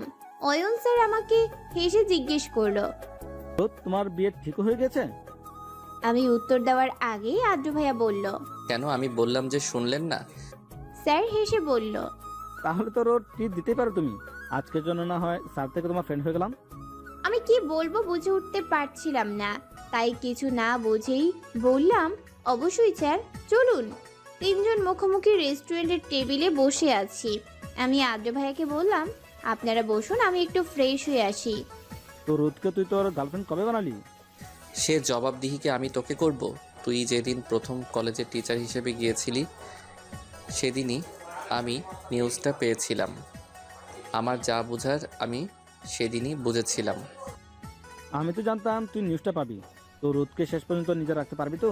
আমি কি পারবো আর পারবো না সেটা আমার উপরই ছেড়ে দে। জাস্ট রোদ যেন এ ব্যাপারে কিছু না জানে, তাহলে সত্যি খারাপ হবে। তো রোদকে শেষ পর্যন্ত নিজে রাখতে পারবি তো? তো কেড়ে নিয়ে যা। আমি ধরে রেখেছি নাকি? আমিও দেখাতে চাই। সেম কথা তুইও আমাকে বলেছিলি, আরও বলেছিলি যে আমার শালিকা থাকলে তাকে বিয়ে করবি, বাট আফসোস আমার কোনো শালিকা নেই।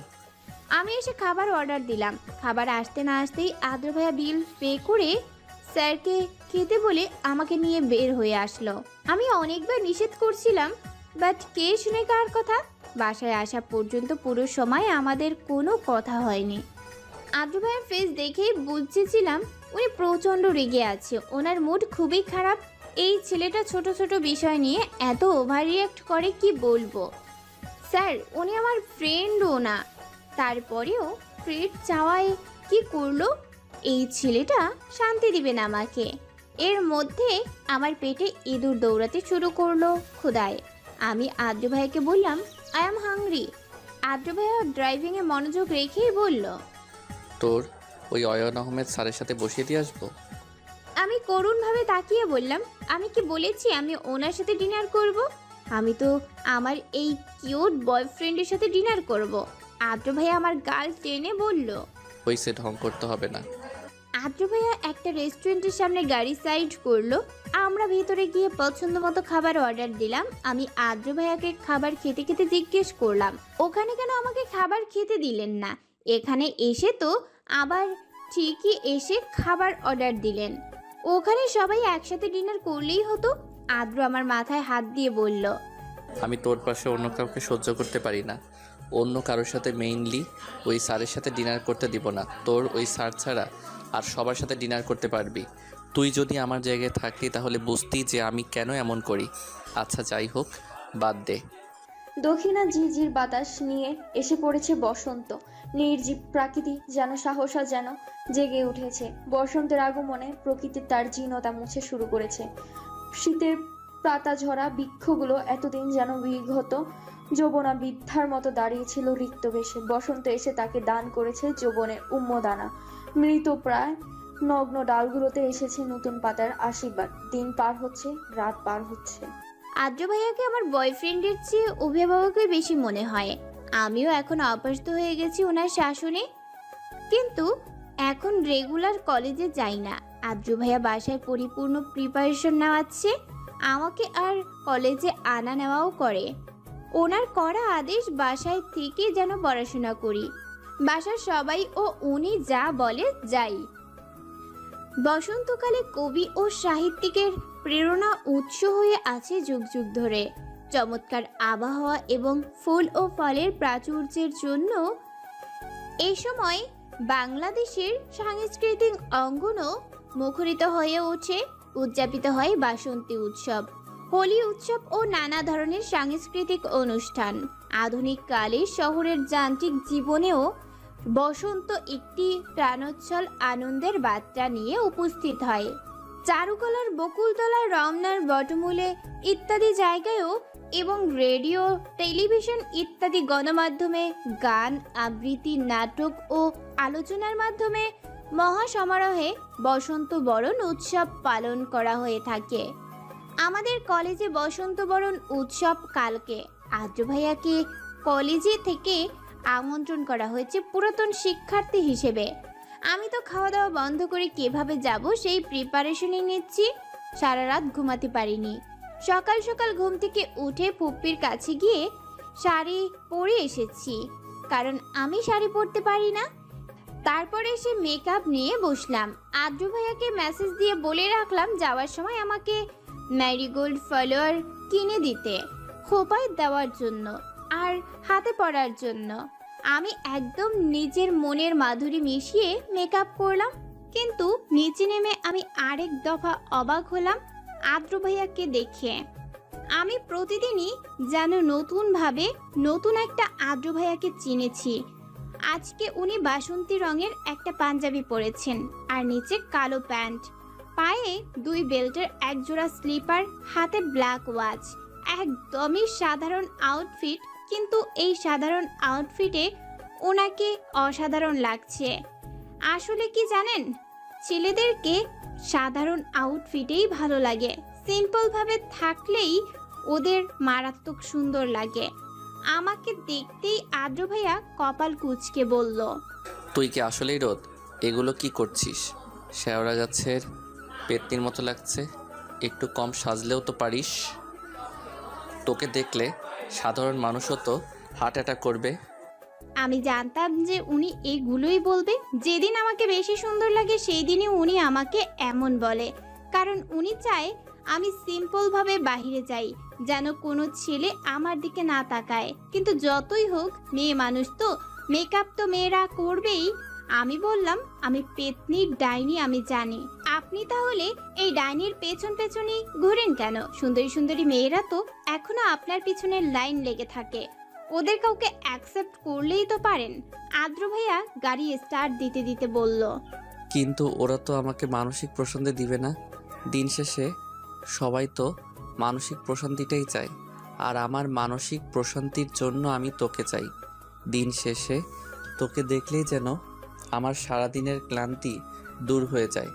জানিস তো, আগে বাহির থেকে এসে যখন আমার রুমে যেতাম তখন আর ইচ্ছে করতো না বাহিরে বের হতে। নিজের বডির অবাধ্য হয়েও আমি বের হতাম তোর পড়াশোনার কি অবস্থা দেখার জন্য। আমি আর চোখে তাকিয়ে জিজ্ঞেস করলাম, শুধুই পড়াশোনার খোঁজ নেওয়ার জন্য?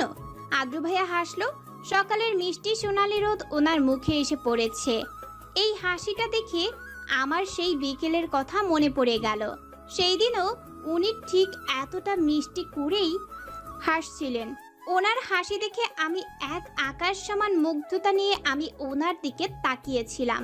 এই হাসিটাই সম্ভবত আমার প্রেমে পড়ার কারণ। আদ্র ভাইয়া ফুলের দোকানের সামনে গাড়ি সাইড করলো, তারপর আমাকে এতগুলো ম্যারিগোল্ড ফলোয়ার কিনে দিল। আমি কিছু মাথার খোপায় পরে নিলাম। একটা ম্যারিগোল্ড ফলোয়ারের মালা কিনে আদ্র ভাইয়াকে বললাম গলায় পরিয়ে দিতে, আরেকটা হাতে পরিয়ে দিতে বললাম। আদ্র ভাইয়া এগুলো পরিয়ে দিয়ে আমার দিকে তাকিয়ে বলল, আজকে তো তোকে পুরো ফ্লাওয়ার কুইন লাগছে আমার রোদ পাখিকে। আমি হেসে বললাম, আমার চিন্তা বাদ দিয়ে নিজের চিন্তা করেন। আমি শিওর আপনাকে দেখে আজকে মেয়েরা আরেক দফা ক্রাশ খাবে। অনেকে ফুলও দিতে পারে। যেহেতু আপনি আমাদের কলেজের পুরাতন স্টুডেন্টও, আপনি অনেক ফেমাস ও ছিলেন, তাই মেয়েরা বেশি ইন্টারেস্ট দেখাবে। যদি উল্টো পাল্টা কিছু দেখি তাহলে আপনার একদিন কি আমার যে কয়দিন লাগে। একদম নিচের দিকে তাকিয়ে যাবেন, আবার নিচের দিকে তাকিয়ে বের হবেন। এদিক সেদিক যেন চোখ না যায় বলে দিলাম। আদ্র ভাইয়া হেসে বলল, এক কাজ কর, তুই একটা ট্যাগ লাগিয়ে দে আমাকে, বড় বড় করে লিখবি রোদের ব্যক্তিগত সম্পত্তি। 10 মিনিটের মধ্যেই কলেজে পৌঁছে গেলাম। অনেক সুন্দর করে সাজানো হয়েছে। আমি গাড়ি থেকে নামতেই আদ্র ভাইয়া ডাক দিয়ে বলল, রোদ একটু ওয়েট কর। তারপর গাড়ি পার্কিং জোনে রেখে এসে আমার সামনে বসে শাড়ির কুচিগুলো ঠিক করে দিতে দিতে বলল, যেটা ঠিক রাখতে পারিস না সেটা পরিস কেন? কি অবস্থা করেছিস কুচিগুলোর? তারপর ঠিক করে দিয়ে উঠে আমার হাতে কয়েকটা সেফটি পিন দিয়ে বলল, প্রয়োজনে এগুলো ও শাড়িতে আটকিয়ে সিকিউর করে নে, শাড়ি যেন ঠিকঠাক থাকে। অন্য 5টা মেয়ের মতো শাড়ির আঁচল যেন সরে না যায়, তাহলে তোর খবর আছে। তুই জানিসই তো যে নিজের বডি শো করা আমি সবচেয়ে বেশি অপছন্দ করি। অনেক ছেলেরা থাকবে এখানে, সো শাড়ি যেন এদিক সেদিক না হয়, মাইন্ড ইট। কলেজে যেতেই জয়ার সাথে দেখা হলো। অনেকদিন পর দেখা, তাই জমিয়ে আড্ডা হবে। আমরা কিছুটা পেছনের দিকের সিটে বসলাম, কারণ সামনের দিকে বসলে গল্প করা যাবে না। দুই বান্ধবী নিজেদের সুখ দুঃখ একে অন্যের বলতে লাগলাম। আদ্র ভাইয়া সফল ব্রিলিয়ান্ট স্টুডেন্ট, অর্থাৎ ড্রিম স্পিকার হিসেবে কলেজে আসায় প্রথম সারিতে বসেছে। আমি কথা বলছি আর কিছুক্ষণ পর পর আদ্র ভাইয়ার মুখের দিকে তাকিয়ে দেখছিলাম যে উনি কি করছে। আসলে চোখে চোখে রাখা যাকে বলে আর কি। আসলে স্বভাবতই মনে হয় এশিয়ান মেয়েরা একটু সন্দেহপ্রবণ হয়। যত লয়াল বয়ফ্রেন্ডই হোক তারপরেও চোখে চোখ রাখে। বাঙালি মেয়ে বলে কথা। কথার মাঝে অয়ন স্যার এসে পেছনের লাইনে বসলো। আমি দেখে সালাম দিলাম। কাশফুল বিনিময়ের পর স্যারের সাথে ওভারঅল সব কিছু নিয়ে কথা বলছিলাম। এমন সময় ফোনের টুং করে আওয়াজ হলো। ফোনের স্ক্রিনে তাকিয়ে দেখলাম আদ্র ভাইয়া মেসেজে লিখছেন, রোদ পাখি, তুই কি আমার ধৈর্য শক্তির পরীক্ষা নিচ্ছিস? পাক্কা 19 মিনিট ধরে হাসতে হাসতে ওনার সাথে কথা বলছিস। আমি সামনে ওনার দিকে তাকিয়ে দেখলাম সরু দৃষ্টিতে আমার দিকে তাকিয়ে আছে। আমি কোনো মতে কথা ঘুরিয়ে বললাম, স্যার আমাকে যেতে হবে। তারপর জয়াকে টেনে নিয়ে চলে আসলাম। অনুষ্ঠান শেষ হতে হতে বিকাল হয়ে গেল। সূর্য প্রায় ডুবে গিয়েছে, কিছুটা অন্ধকার হয়ে এসেছে চারিদিকে। আমাকে আদ্র ভাইয়া পার্কিং জোনে থাকতে বলেছিল। আমি একটু চালাকি করে পার্কিং জোনের পেছন সাইডে দেখতে লাগলাম। হঠাৎ কেউ একজন আমাকে মুখ চেপে ধরলো। আমি হাজার চেষ্টা করেও ছুটতে পারছি না। কিছুক্ষণের মধ্যে আমি জ্ঞান হারালাম। সন্ধ্যা নেমে আসলো, সবাই সবার নিড়ে ফিরে গেল। শুধু আদ্র বাদে তন্ন তন্ন করে খুঁজে বেড়াচ্ছে সে তার রোদকে, বাট কোথাও পাচ্ছে না। মুহূর্তের মধ্যে আদ্রর পৃথিবী যেন থমকে গেল। আপন পৃথিবীটাকে অচেনা মনে হচ্ছে। পাগলের মতো রোদকে খুঁজতে লাগলো, বাট কোথাও পাচ্ছে না। পার্কিং জোনের পেছন দিকে যেতেই আদ্রর চোখে পড়ল ম্যারিগোল্ড ফলোয়ারের মালাটি। এই মালাটি আদ্র সকালে রোদের হাতে পরিয়ে দিয়েছিল। আদ্র তার বন্ধু নিলয়কে ফোন দিল, যে তাকে সব সময় এসব কাজে সাহায্য করে। হ্যালো দোস্ত, রোদকে কেউ কিডন্যাপ করেছে? আমি ওকে বাহিরে ওয়েট করতে বলছিলাম, তারপর থেকে আর পাচ্ছি না, ফোনও সুইচ অফ। আমি পাগল হয়ে যাচ্ছি রে, আমার মাথা কাজ করছে না। চোখ খুলে নিজেকে অচেনা এক জায়গায় আবিষ্কার করলাম। ভালো করে তাকিয়ে দেখে নিলাম, নিভু নিভু করে একটা বাল্ব জ্বলছে। হঠাৎ শাটার খোলার আওয়াজ হলো, তাকিয়ে দেখলাম অয়ন স্যার। স্যার আপনি এখানে আমাকে কেন এনেছেন? Please call me Ayan, not sir. ওইটা তো তোমার কাছাকাছি যাওয়ার একটা অভিনয় মাত্র। জানো তো, আদরের জন্য আমি কোনো প্ল্যানে সাকসেস হচ্ছিলাম না, বাট ফাইনালি সাকসেস। স্যার কেন এমন করছেন আপনি? আমি কাঁদতে কাঁদতে বললাম। ও হ্যালো, কোথায় আপনি? ভেতরে আসুন। অয়ন স্যার বলল। উনি প্রবেশ করলো, মুখে বিশ্বজয়ের হাসি। অয়ন উনিকে বলল, ওর ড্রেস চেঞ্জ করে ওকে কোণে সাজিয়ে দিন। খুব তো আদিত্যর যত্ন নিচ্ছিলে, এবার আমরাও তো যত্ন নিব। তারপর আমার মাথায় হাত রেখে বলল, বেবি, আমরা হানিমুনে কোথায় যাব বলো? মালদ্বীপ যাবা নাকি সিঙ্গাপুর? আমি কান্না করে দিলাম। আমি বললাম, পায়ে পড়ি, আমাকে ছেড়ে দিন। অয়ন স্যার হেসে বলল, ছেড়ে দেওয়ার জন্য আমি তো তোমাকে এখানে আনিনি। আমি কান্না করে বললাম, আচ্ছা ছাড়তে হবে না, বাসায় সবাই খুব টেনশনে আছে হয়তো। আদ্র ভাইয়ের সাথে একটু কথা বলবো আমি। অনেক রিকোয়েস্ট করার পর রাজি হলেন। আদ্র নিজের ফোনে অচেনা নাম্বার থেকে কল দেখে রিসিভ করার আগেই নিলয়কে বলল, এই নাম্বারটা ট্র্যাক কর। আদ্র ফোন রিসিভ করলো। কিরে, কেমন আছিস? রোদ কোথায়? রোদ কোথায় আমি কিভাবে বলবো? আচ্ছা, তাই তো তুই কিভাবে বলবি? থাক, আমার রোদকে আমি খুঁজে নিব। গ্রেট, এই না হলে আমাদের আদ্র। তুই বড্ড বোকা অয়ন, কমন সেন্স জিনিসটা তোর মধ্যে বরাবরই অনুপস্থিত। যাই হোক, কল কেন দিলি? একটু সবুর কর আদ্র, একজন স্পেশাল গেস্ট, তার সাথে কথা বলবে। নে কথা বল ওর সাথে। আদ্র, আমি রোদ। আজকে আমি প্রথমবার জীবনে ওনাকে শুধু আদ্র বলে ডাকলাম। রোদ পাখি বল। আদ্র, আমাকে নিয়ে যান এখান থেকে, আমাকে অয়ন স্যার আটকে রেখেছে। আমি কাঁদতে কাঁদতে বললাম। রোদ পাখি, তুই কাঁদছিস কেন? আমি আছি তো, আমাকে ভরসা করিস তো? আদ্র, অয়ন স্যার নাকি আমাকে বিয়ে করবে। অনিও ওনার সাথে জড়িত। অনিকে বলেছে আমাকে সাজিয়ে দিতে, তারপর নাকি হানিমুনে যাবে। আপনি ওনাদের বলে দেন তো রোদ আপনার, আপনি এসে আমাকে নিয়ে যাবেন। আমার কান্নার গতি ক্রমশ বাড়তেই আছে। আদ্র অনেক কষ্ট করে নিজেকে নিয়ন্ত্রণ করলো, কারণ রোদের সামনে ভেঙে পড়লে রোদ আরো বেশি ভেঙে পড়বে। তাই আদ্র বলল, রোদ লিসেন, আমি যা বলি তাই কর। তুই ওনাদের সব কথা শোন, যা করতে বলে কর, আমি তো আছি। আমি কাঁদতে কাঁদতে বললাম, আদ্র, আমি আপনার অপেক্ষায় থাকবো। কল রাখতেই অয়ন স্যার আমাকে বলল, খুব তো কেঁদে বিছাড় দিলে, এখন কি লাভ হবে? আদ্র কিভাবে বাঁচাবে তোমাকে? আদ্র বেঁচে থাকবে কিনা সেই চিন্তা করো। আমি চাইলে বিয়ের আগেই তোমার সাথে অনেক কিছু করতে পারতাম, বাট জানো তো আমি তোমাকে ভালোবাসি, এই জন্য তোমাকে এখনো কিছু বলিনি। যাই হোক, রেডি হয়ে নাও বিয়ের জন্য।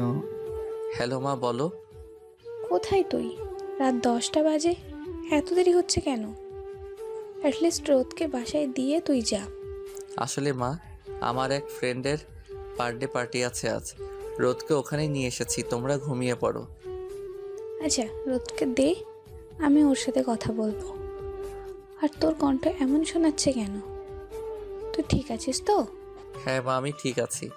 আসলে মা, রোদ আমার অন্য মেয়ে ফ্রেন্ডের সাথে রেডি হতে গিয়েছে, ওর ফোনের চার্জ শেষ, তাই অফ হয়ে গিয়েছে। তোমরা ঘুমাও, আমি আছি তো। Good night. Okay, good night. আমি অনবরত কাঁদতেই আছি। অয়ন স্যার কয়েকবার আমাকে খাবার অফার করেছে, বাট আমি না করেছি।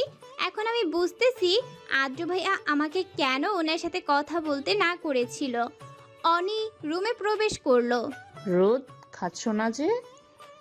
আমি আর চোখে তাকিয়ে বললাম, তো তোমার সমস্যা কি? আমার সমস্যা আছে। কোথায় তোমার আদিত্য? আসলে কি বলতো, আদিত্য তোমাকে ভালোই বাসে না, ওর সাথে আমার লেভেল মিলে। ওহ তাই? তো ও আসতেছে, আমি 100% শিওর। আসার পর ওকে সামলাতে পারবে তো? ওয়েলকাম মিস্টার আদ্র চৌধুরী, তোর জন্যই অপেক্ষা করছিলাম। Hands up. তো অয়ন, হেরে গেলি তো? আসলে কি বলতো, তুই ব্রেনলেস। অনি আমার কথায় তোর সাথে মিলেছি। ওই ইতিহাস না হয় তোকে পরেই বলি। অ্যারেস্ট টিম অফিসার রোদ পাখি, কুল পিচ্ছি। এত দেরি করলেন কেন আপনি? জানেন আমি নিজের থেকেও বেশি আপনাকে নিয়ে ভয় পাচ্ছিলাম। যদি আপনার কিছু হয়ে যেত। আমার কিছু হলে কি হতো? আর একবার আদ্র বলে ডাক দিবি রোদ পাখি, ঠিক যেভাবে ফোন কলে দিয়েছিলি। আপনি মরলে রোদ নামের মেয়েটার অস্তিত্ব থাকতো, রোদ নামের মেয়েটা বিলীন হয়ে যেত, আর আপনার নাম ধরে ডাকা সম্ভব না। তখন ভয় পেয়েছিলাম অনেক, তাই ডেকেছিলাম। এখন এভাবে ডাক শোনার জন্য কি তোকে আবার ভয় দেখাতে হবে? আর তখনই ভয় কেন পাবি? আমার উপর বিশ্বাস নেই তোর? আমি জানতাম ওই দিন এমন কিছু একটা হবে, এই জন্যই তোকে পার্কিং জোনের সামনে দাঁড়াতে বলেছিলাম। কিন্তু কে শুনে কার কথা? যাই হোক, চল বাসায় চল। আদ্র ভাইয়া আমাকে নিয়ে বের হলো বাসা যাওয়ার উদ্দেশ্যে। ভোর হয়ে এসেছে, ভোরের আকাশটা খুব সুন্দর। এই সময় প্রকৃতি এক অপার সৌন্দর্য বিচরণ করে। ঘুমন্ত শহর পুনরায় জেগে উঠেছে, পূর্বের সূর্য লাল লাল আভা, হালকা মিহি ঠান্ডা বাতাসের এক অন্যরকম অনুভূতি। নীল আকাশের ধোঁয়াশা, সাদা শুভ্র মেঘগুলো পেতে বড্ড লোভ হচ্ছে আমার। আদ্র ভাইয়া আপন মনে ড্রাইভ করছে, পিছনে নিলয় ভাইয়া বসা। সবার মধ্যে নীরবতা। আদ্র ভাইয়া গলা ঝেড়ে বলল, নিলয় অফিসে গিয়ে তুই অয়নের ব্যাপার নিয়ে বসবি, আমি রোদকে বাসায় নামিয়ে আসতেছি। তারপর নিলয় ভাইয়াকে নামিয়ে দিয়ে সামনে এক সাইডে গাড়ি থামালো আর আমাকে বলল, গাড়ি থেকে নাম। আমি অবাক হয়ে জিজ্ঞেস করলাম, কেন? আদ্র ভাইয়া বলল, আমি নামতে বলেছি তাই। আমি চুপচাপ নামলাম, কারণ আমি জানি যে আমি কথা বাড়ালে এই ছেলেও কথা বাড়াবে। আমি নামার সাথে সাথে আদ্র ভাইয়াও গাড়ি থেকে নামলো আর আমার হাত ধরে টেনে একটা রেস্টুরেন্টের ভিতর নিয়ে গেল। আমি হাঁ হয়ে জিজ্ঞেস করলাম, এখানে কেন নিয়ে আসছিলেন? আদ্র ভাইয়া বলল, ঘুরতে। রেস্টুরেন্টে সবাই ঘুরতে আসে, জানিস না? আমি কপাল কুঁচকে বললাম, কি? আদ্র ভাইয়া উত্তর দিল, বেশি কথা না বলে কি খাবি অর্ডার দে। গতকাল থেকে তোর ঠিক মতো খাওয়া দাওয়া নেই। আমি এক আকাশ সমান মুগ্ধতা নিয়ে ওনার দিকে তাকিয়ে জিজ্ঞেস করলাম, আপনি সব কিছু কিভাবে খেয়াল রাখেন? আমার ক্ষুধা লেগেছে আপনি কি করে বুঝলেন? আদ্র ভাইয়ার টিস্যু দিয়ে আমার কপালের বিন্দু বিন্দু ঘামগুলো মুছে দিয়ে বলল, রোদ পাখি, তুই বড্ড বেশি কথা বলিস। Please stop. খাবার অর্ডার দে। তোর খাওয়া মানে 1 ঘন্টা। আমি এতক্ষণ ওয়েট করতে পারবো না, কাজ আছে আমার। 10 মিনিটের বেশি দেরি করবি খেতে, আমি সোজা গাড়ি নিয়ে তোকে রেখে চলে যাব। আমি আপন মনে খাওয়া দাওয়া করছি, এর মাঝে আমি ওনাকে জিজ্ঞেস করলাম, আচ্ছা আপনি কি জানতেন আমি কিডন্যাপ হব? আদ্র ভাইয়া হেসে বলল, এমন কিছু হতে পারে আমি জানতাম, এই জন্যই তোকে সামনের দিকটায় যেখানে লোকজন বেশি সেখানে থাকতে বলেছিলাম। আমি আবার বললাম, আপনি কিভাবে জানলেন আমি ওখানে? আর অনি কেন পোল্টি মারলো লাস্টে? আদ্র ভাইয়া আমার মাথায় টোকা দিয়ে বলল। তোর এই ছোট মাথায় এত কিছু ঢুকবে না। তারপর আদ্র ভাইয়া কিছুটা সিরিয়াস হয়ে আমাকে জিজ্ঞেস করলো, আচ্ছা রোদ পাখি, আমি যদি তোর থেকে কখনো দূরে সরে যাই, তুই কি নিজেকে সামলাতে পারবি? আমি খাওয়া বন্ধ করে জিজ্ঞেস করলাম, মানে? আদ্র ভাইয়া হেসে বলল, মানে যদি কখনো তোকে না জানিয়ে আমি তোর থেকে দূরে সরে যাই তাহলে? আমি রাগান্বিত হয়ে বললাম, চিনেন আমি কে? আদ্র ভাইয়া গালে হাত দিয়ে বলল, না তো আপনি না হয় বলুন ম্যাম, আপনি কে? আমি বললাম, চৌধুরী বাড়ির একমাত্র বউ, মানে ভবিষ্যৎ বউ আর কি। একদম দূরে সরার চিন্তা করলে হাত পা ভেঙে ঘরে বসিয়ে রাখবো। আদ্র ভাইয়া ফিক করে হেসে দিল, তারপর আমার মাথায় হাত রেখে বলল, শোন পিচ্ছি, যদি কখনো তোকে না বলে তোর থেকে দূরে সরে যাই, ভেবে নিবি তোর ভালোর জন্যই সরে গিয়েছি। ভেঙে পড়বি না একদম, সব সময় নিজের জন্য বাঁচবি। আমি চাই তুই তোর লক্ষ্যে পূরণ কর। আমি থাকি বা না থাকি নিজের লক্ষ্যে যাবি, এটাই আমার চাওয়া তোর কাছে। আর স্ট্রং থাকবি সবার সামনে, নিজের দুর্বলতা কাউকে বুঝতে দিবি না। আদ্র ভাইয়া এবার কিন্তু অতিরিক্ত হচ্ছে, ফাজলামোর একটা লিমিট থাকে। আদ্র ভাইয়া হেসে বলল, আচ্ছা বাদ দে, তাড়াতাড়ি খাওয়া শেষ কর। আমাকে বাসায় নামিয়ে দিয়ে আদ্র ভাইয়া চলে গেল। অয়ন তুই এমন কেন করলি? সেম প্রশ্ন তো আমিও তোকে করতে পারি। মানে? আমার বোনকে কেন বাঁচতে দিলি না তুই? কি অপরাধ ছিল ওর? তোর বোনের সাথে আমার কি সম্পর্ক? দেখ, ড্রামা করিস না। আমার বোন তোকে ভালোবাসতো।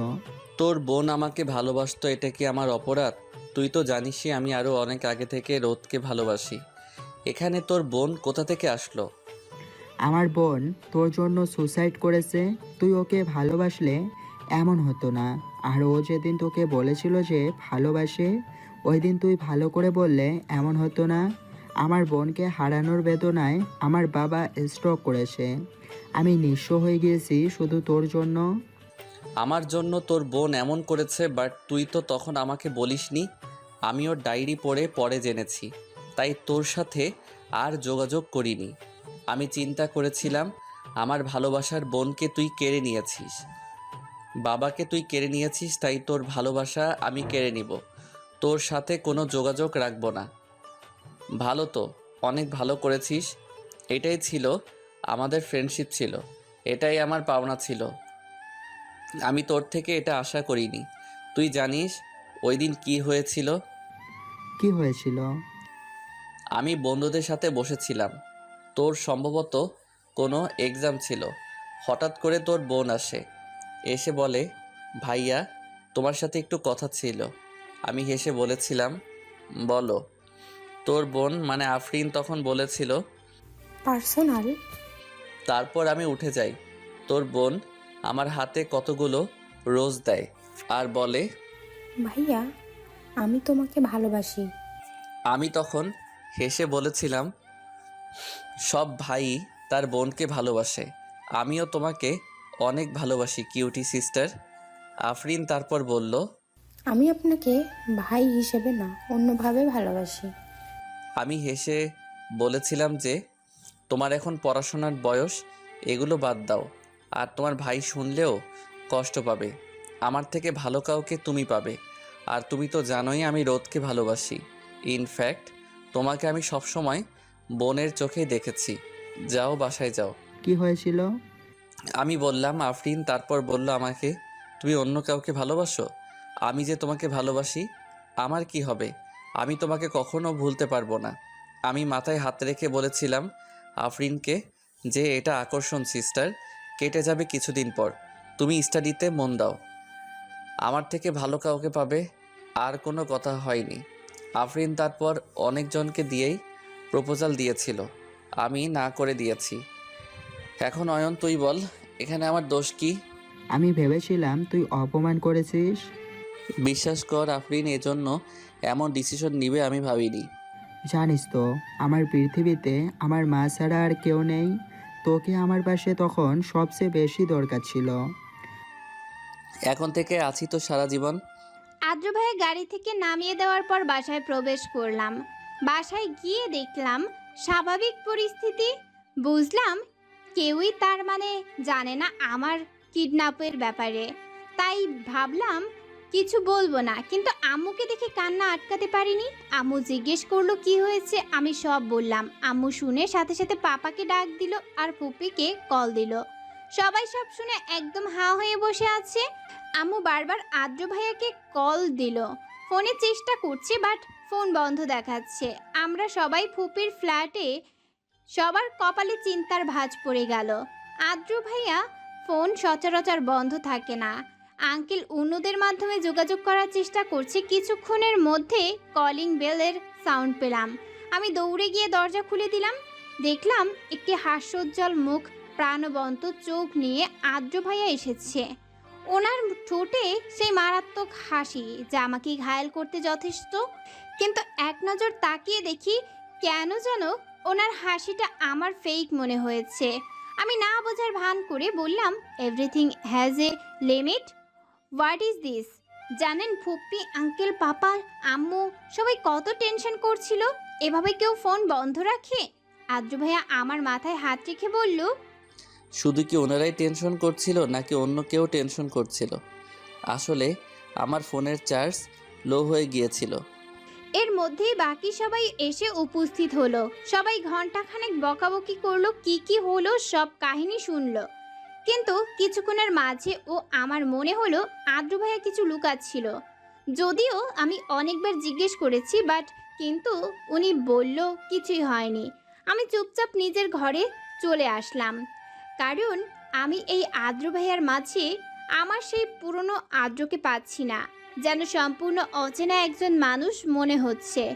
আমি কিছু জিজ্ঞেস করলে শর্টকাটে উত্তর দিচ্ছে। আমি আর নিতে পারছিলাম না, তাই চলে এলাম। কি বলবি আদ্র? আমার ইউএসের টপ মেডিকেল কলেজ থেকে অফার লেটার এসেছে। কি শুরু করেছো তোমরা? এমন সুসংবাদ শুনে তোমরা এমন কেন করছো? ছেলে বড় হয়েছে, ওকে তো বাসায় বসিয়ে রাখলে হবে না? তো চলে গিয়ে শেষ, এই পিচ্ছি মেয়েটাকে হ্যান্ডেল কে করবে? ওর বাহিরে একা গেলেও রাস্তায় আর কোনো সমস্যা হবে না, আর আমি আশেপাশে থাকলে ওর স্টাডি হবে না। ওর লক্ষ্যে ওকে যেভাবেই হোক যেতে হবে, ড্রিম অ্যাচিভ করতে হবে। আর এজন্য আমি ওর আশেপাশে না থাকাটাই বেটার। ওকে জানানোই হবে না, ওকে না বলে চলে যাব। পাশাপাশি আমি ওখানে গিয়ে ওর সাথে যোগাযোগ রাখবো না। রোদকে স্ট্রং হতে হবে। ওর আমার জন্য না, নিজের জন্য বাঁচা শিখতে হবে। তোমরা জাস্ট আমার কথা জিজ্ঞেস করলে পরে বলবে যে আমি অ্যাব্রোডে আছি স্টাডির জন্য। আমি চাই না যে রোদ আমার উপর নির্ভরশীল হয়ে বাঁচুক। এরই মধ্যে 20 দিন প্রায় চলে গিয়েছে। আম্মু আর ফুপি সোফায় বসে গল্প করছে। প্রতিদিন কি গল্প করে, কি কথা বলে ওনারাই জানে। সারাদিন কথা বলে ও যেন দুজনের কথা শেষ হয় না। আমারও পরীক্ষা শেষ, তাই রুমে বসে ফেসবুকিং করছিলাম। এর মধ্যেই আদ্র ভাই আমার রুমে আসলো। আমি রুমে বসতে বলে দুজনের জন্য 2 কাপ কফি বানিয়ে নিয়ে আসলাম। তো ভাইয়া কফি খেতে খেতে আমার হাতে একটা শপিং ব্যাগ দিয়ে বলল, কাল সন্ধ্যায় এটা পরে রেডি হয়ে থাকবি, একটু বাহিরে যাব। আমি হেসে বললাম, কেন বাহিরে যাব? ভাইয়া বলল, আমার এক ফ্রেন্ডের বার্থডে, তাই ভুলেও পেতনি সাজিস না। আমি কপাল কুঁচকে বললাম, বের হন রুম থেকে, আমি পেতনি সেজেই যাব। 2 দিন পর দেখবেন বটগাছের মগডালে বসে পা ঝুলাচ্ছি। আপনি যখন নিচে যাবেন তখন আপনার ঘাড় মটকে দিব। এবার বের হন। আদ্র ভাইয়া হেসে বলল। আরে যাচ্ছি। পরের দিন দুপুরের লাঞ্চ শেষে আমি আদ্র ভাইয়ার দেয়া প্যাকেটটা ওপেন করি। ভেতরে একটা বক্স ওপেন করে দেখলাম নীল কালারের একটা শাড়ি। এত সুন্দর শাড়িটা কি বলবো। তারপর আমি দৌড়ে আম্মুকে গিয়ে শাড়িটা দেখালাম আর বললাম, আদ্র ভাইয়ার ফ্রেন্ডের বার্থডে উপলক্ষে রাতে পার্টি আছে, এই জন্য আদ্র ভাইয়া আমাকে এই শাড়িটা কিনে দিয়েছে। আম্মু হেসে বলল, কার পছন্দ দেখতে হবে না, আদ্রের পছন্দ বরাবরই মারাত্মক। Stunning, I can take my eyes off you, trust me, you look like an angel. আমি হেসে বললাম, ঢং করতে হবে না, আর আমি তো পেতনি। রেস্টুরেন্টে যেতেই দেখলাম বেশ অন্ধকার। আদ্র ভাইয়া আমাকে বলল, তুই দাঁড়িয়ে থাক, আমি ওনাদের সাথে কথা বলে দেখি যে অন্ধকার কেন।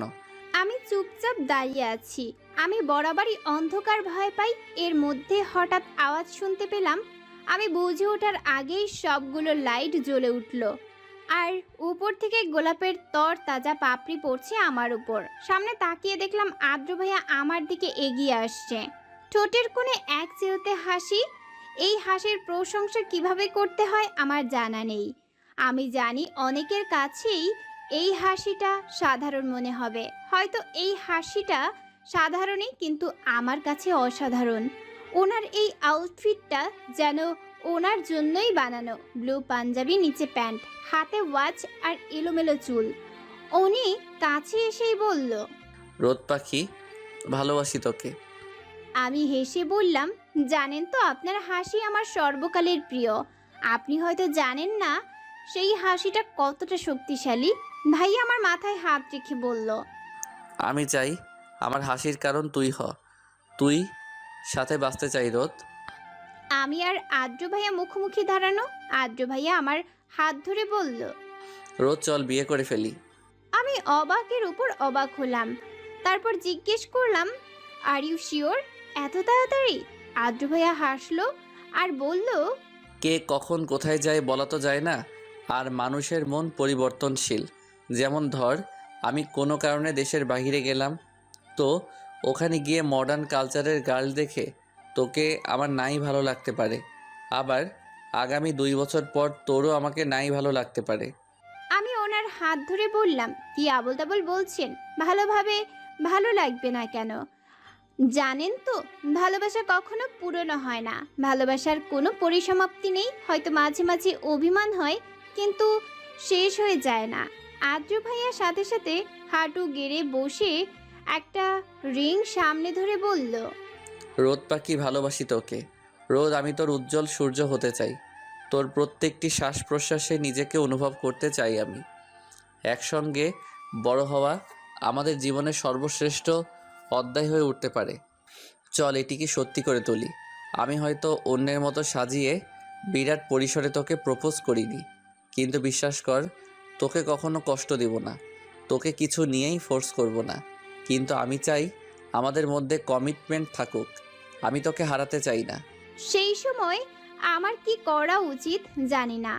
আমি আমার জায়গায় অন্য কোনো মেয়ে থাকলে কি করতো আমি সেটাও জানি না, কিন্তু এটা বলতে পারি আমি এই অগোছালো ছেলেটাকে ভালোবাসি।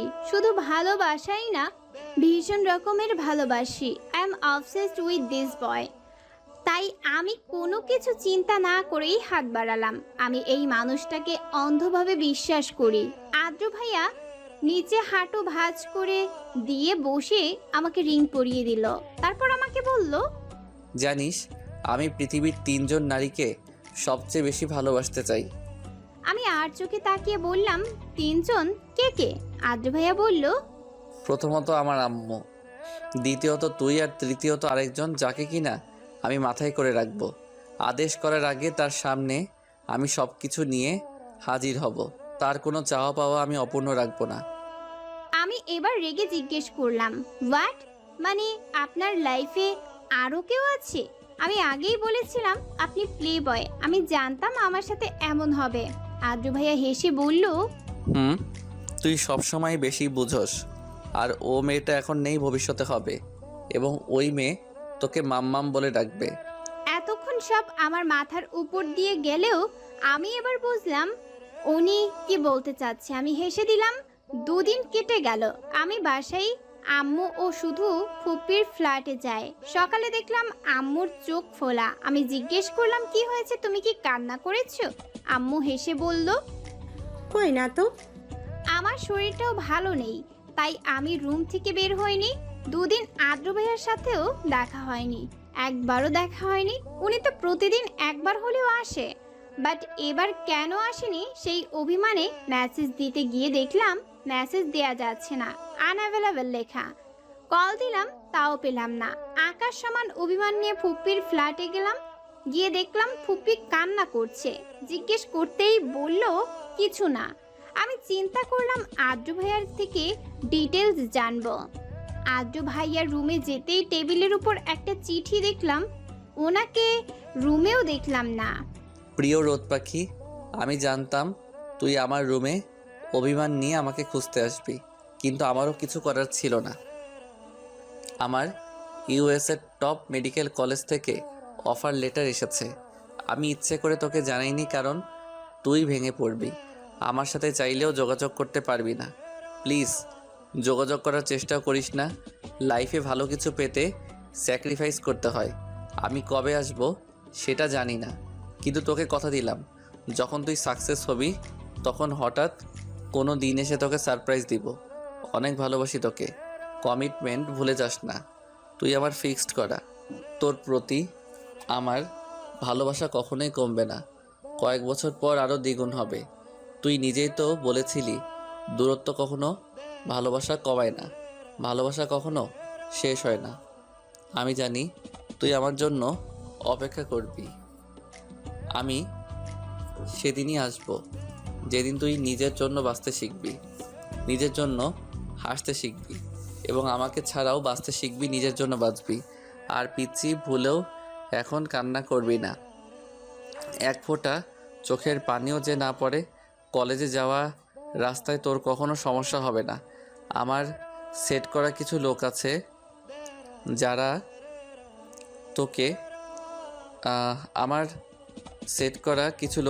তোকে দূর থেকে দেখে রাখবে। আর ফ্রিজে তোর জন্য কয়েক বক্স চকলেট এনে রেখেছি, জানিস তো। এই জন্যই ওই দিন তোকে নিয়ে বের হয়েছি, তোকে কমিটেড করে রেখেছি। তোর সাথে অ্যাব্রোডে যাওয়ার ওটা আমাদের ফেয়ারওয়েল ছিল। আমি যাওয়ার আগেও তোর ঘুমন্ত মুখ দেখে গিয়েছি। অনেক কষ্ট হচ্ছিল যেতে, কিন্তু তোর ভালো ফিউচারের জন্য হলেও আমাকে যেতে হলো। ফ্যামিলি ছেড়ে, তোদের সবাইকে ছেড়ে আমি কিভাবে গিয়েছি সেটা আমি জানি। তুই তো চাস আমি খুশি থাকি, তাহলে কখনো কান্না করবি না, আমার কথা বাদ দিয়ে পড়াশোনা করবি। আমি আবারও বলছি, ভুলেও আমার সাথে যোগাযোগ করার ট্রাই করবি না। তোর সাথে কথা না হলেও তোর সব আপডেট আমি রেগুলার পাবো। Got it? বাসার সবার কথা শুনবি ও নিজের খেয়াল রাখবি। তোর নিজের অবহেলার জন্য তোর যদি কোনো সমস্যা হয় তাহলে আমি সত্যি কখনো তোর সামনে আসবো না।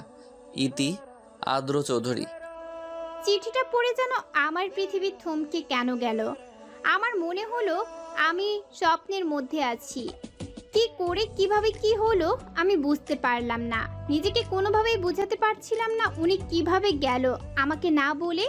আমার মনের ফিলিংস বলে বোঝাতে পারবো না, কিন্তু একটা জিনিস একদম মনে গেঁথে নিলাম যে আমাকে যেভাবেই হোক সাকসেস হতে হবে এবং নিজের জন্য না হলেও আদ্র ভাইয়ার জন্য আমাকে লাইফে কিছু করতে হবে। উনি আমার জন্য এতটা স্যাক্রিফাইস করতে পারলো, আমি কেন পারবো না? আমি মনে মনে শুধু এটাই অ্যালার্ম দিয়ে রাখলাম নিজের জন্য যে রোদ ক্যান ডু এভরিথিং। দিন যেতে লাগলো, প্রায় 1 বছর হতে চললো আদ্র ভাইয়া অ্যাব্রোডে গিয়েছে, বাট আমার সাথে একদিনও কথা হয়নি। জাস্ট বাসার সবার কাছ থেকে শুনেছি যে উনি ভালো আছেন। অগোছালো জীবনটাকে আস্তে আস্তে গুছিয়ে নিয়েছি, পড়াশোনায় মনোযোগী হয়েছি। আলহামদুলিল্লাহ, রেজাল্ট আস্তে আস্তে ভালো হচ্ছে। আমি নিজেকে প্রমিস করেছি যে আদ্র ভাইয়ার ওয়াইফ হওয়ার মতো যোগ্যতা আমাকে অর্জন করতে হবে। আদ্র ভাইয়াকে ছাড়াই এখন আমি বাঁচতে শিখেছি। সবার সামনে নিজেকে হাসি খুশি প্রকাশ করলেও রাতে ঘুমাতে গেলে নিজের আবেগ কন্ট্রোল করতে পারি না। আদ্র ভাইয়ের কথা মনে হয়, প্রতিদিন রাতে ওনার হোয়াটসঅ্যাপে মেসেঞ্জারে একবার করে কল করি। জানি ব্লক করা, তারপরেও যদি আনব্লক করে সেই চিন্তা করে। মাঝে মাঝে মাথায় এই চিন্তাও আসে, এভাবে কথা না বলতে বলতে যদি দূরত্ব বেড়ে যায়, ওনার যদি অন্য কাউকে ভালো লাগা শুরু হয়, উনি অন্য কাউকে আমার জায়গা দিয়ে দিলে আমি কিভাবে মেনে নেব সেটা? আবার মনে হয়, আচ্ছা উনি কি আমি যেমন ওনার কথা প্রতিদিন চিন্তা করি সেমভাবে প্রতিদিন আমাকে নিয়ে ভাবে? আর এই তো এইভাবেই দিন যেতে লাগলো। অয়ন ভাইয়ার সাথে মাঝে মাঝে দেখা হয়। উনি অনি আপুকে নাকি ভালোবাসেন। আমি সাজেস্ট করলাম প্রপোজ করে ফেলুন, নয়তো হারিয়ে ফেলতে হবে। সময় প্রবাহমান, নিজের গতিতে চলতেই থাকে। মানুষও সেই সময়ের সাথে ভেসে যায়, এক ঘাট থেকে অন্য ঘাটে। পিছনে ফেলে যায় কিছু সুখ দুঃখ বিজড়িত মুহূর্ত। প্রতিদিন আমাদের এই বেঁচে থাকার জন্য লড়াই প্রকৃতির সাথে, সমাজের সাথে, পাওয়া না পাওয়া আর মিথ্যাও সমঝোতার সাথে। যেমন মানুষ এই বহুরূপী লড়াইয়ের কাছে পরাজয় মেনে নেয়, সেই হেরে যায় জীবনের কাছে, হেরে যায় নিজের কাছে। নদীর স্রোতকে যেমন নিয়ন্ত্রণ করা যায় না, প্রবাহমান জীবনের গতিকেও তেমনি নিয়ন্ত্রণ করা যায় না। নিজেকে সেই গতিতে মানিয়ে নেওয়ার নামই বেঁচে থাকা। আমি এখন ভার্সিটিতে পড়ি। অ্যাডমিশন টেস্টে ঢাবিতে র্যাঙ্কিং 3য় হয়ে ভর্তি হয়েছি। আজকে আমার বার্থডে। আমার এবারের বার্থডে থিম হলো হোয়াইট। আমি হোয়াইট একটা গাউন পরে নিলাম।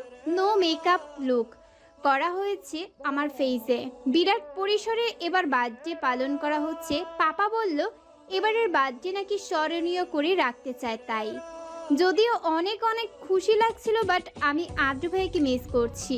আমার অবাধ্য মন বারবার চাচ্ছে আদ্র ভাইয়ের সাথে একবার কথা বলতে। তাই সমস্ত লাজ লজ্জাকে এক সাইডে রেখে ফুপ্পিকে বললাম, তোমার ছেলেকে ফোন দাও, কথা বলবো। ফুপ্পিও ফোন দিল। এত সহজে ফোন দিয়ে দিবে আমার চিন্তার বাহিরে। ফোনটা আমার কানে দিয়ে ফুপ্পি চলে গেল। হ্যালো আম্মু, বলো। আদ্র ভাইয়া ফোনের ওপাশ থেকে বলল, সেই পরিচিত কণ্ঠ, সেই নেশাক্ত কণ্ঠ। আমি নিজেকে নিয়ন্ত্রণ করতে পারলাম না, কান্না করে দিলাম নিঃশব্দে। হ্যালো আম্মু, কথা বলছো না কেন?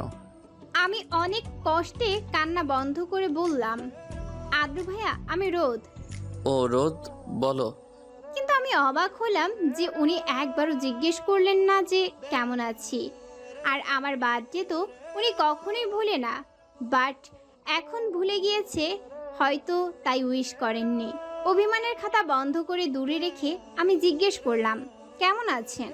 এই তো ভালো। আমি একটু বিজি আছি রে এখন। লরেন এসেছে, ওর সাথে বাইরে যাওয়ার কথা ছিল। রাখছি, পরে কথা হবে, বাই। ফোন রেখে দিলাম। এখন আমার থেকে ওনার ওই মেয়ে ফ্রেন্ড লরেনের প্রায়োরিটি বেশি হয়ে গিয়েছে। আমি হাতের সেই রিংটার দিকে তাকালাম। এটা কি এখন তার মানে মূল্যহীন? ওনার কাছে তার মানে আমার কোনো মূল্য নেই এখন। একবারও জিজ্ঞেস করলো না কেমন আছি। আমার বার্থডে কিভাবে ভুলে গেল উনি?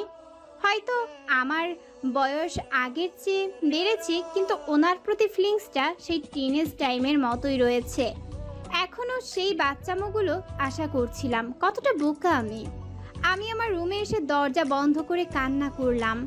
আমার ভালোবাসায় কি ভুল ছিল ভাবছি। কেন এমন করলেন উনি? এভাবে ইগনোর করতে পারলো আমাকে?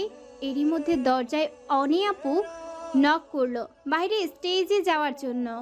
নিজের চোখ মুছে মুখে মেকআপ টাচ আপ করে বাইরে এলাম। প্রচুর গেস্ট সামনে বসা, সবার ফোকাস এখন আমার দিকে। প্রচুর লাইট দিয়ে চারপাশে আলোকিত। আমাকে দেখে আম্মু বলল, রোদ, কি হয়েছে তোর? চোখ লাল কেন? আমি ছোট করে বললাম, না আম্মু, কিছু হয়নি। ফুপি কপালে হাত দিয়ে বলল, জ্বর এসছে নাকি আবার? অলরাইট রোদ? আমি ফেক হেসে বললাম, ইয়া অলরাইট, রাইট, চলো স্টেজে চলো। আমি স্টেজে গিয়ে বসলাম। কিসের বার্থডে পালন করব? আমি যেখানে আমার মনে শান্তি নেই। আসলেই পাপা ঠিকই বলেছিলেন যে এবারের বার্থডে স্মরণীয় হয়ে থাকবে। চারিদিকে সাদা রঙের ছড়াছড়ি। সাদা মানেই পিস, অর্থাৎ শান্তি। কিন্তু আফসোস, আমার মনেই শান্তি নেই। এরই মধ্যে পাপা আমার কাঁধে এক হাত রেখে মাইক্রোফোন হাতে নিয়ে বলল, Hey, ladies and gentlemen, good evening. Welcome to the party. I am very happy that you all accept my invitation. Hope you all enjoy my princess birthday party today. Today I want to share something with you. Today is my only daughter's birthday. Look how much my daughter has grown up to a lot. It still seems as if she was born in the hospital that day. It still seems that she learned to work a few days ago. But now my daughter has become a young woman. I want to announce today that আজকেই আমি রোদের engagement programme করে ফেলতে চাই। পাপার এই কথাগুলো শুনে আমার মাথায় আকাশ ভেঙে পড়ল। আমি তো এই ব্যাপারে কিছুই জানি না। আর বাসায় আদ্র ভাইয়া আর আমার কথাও জানে না।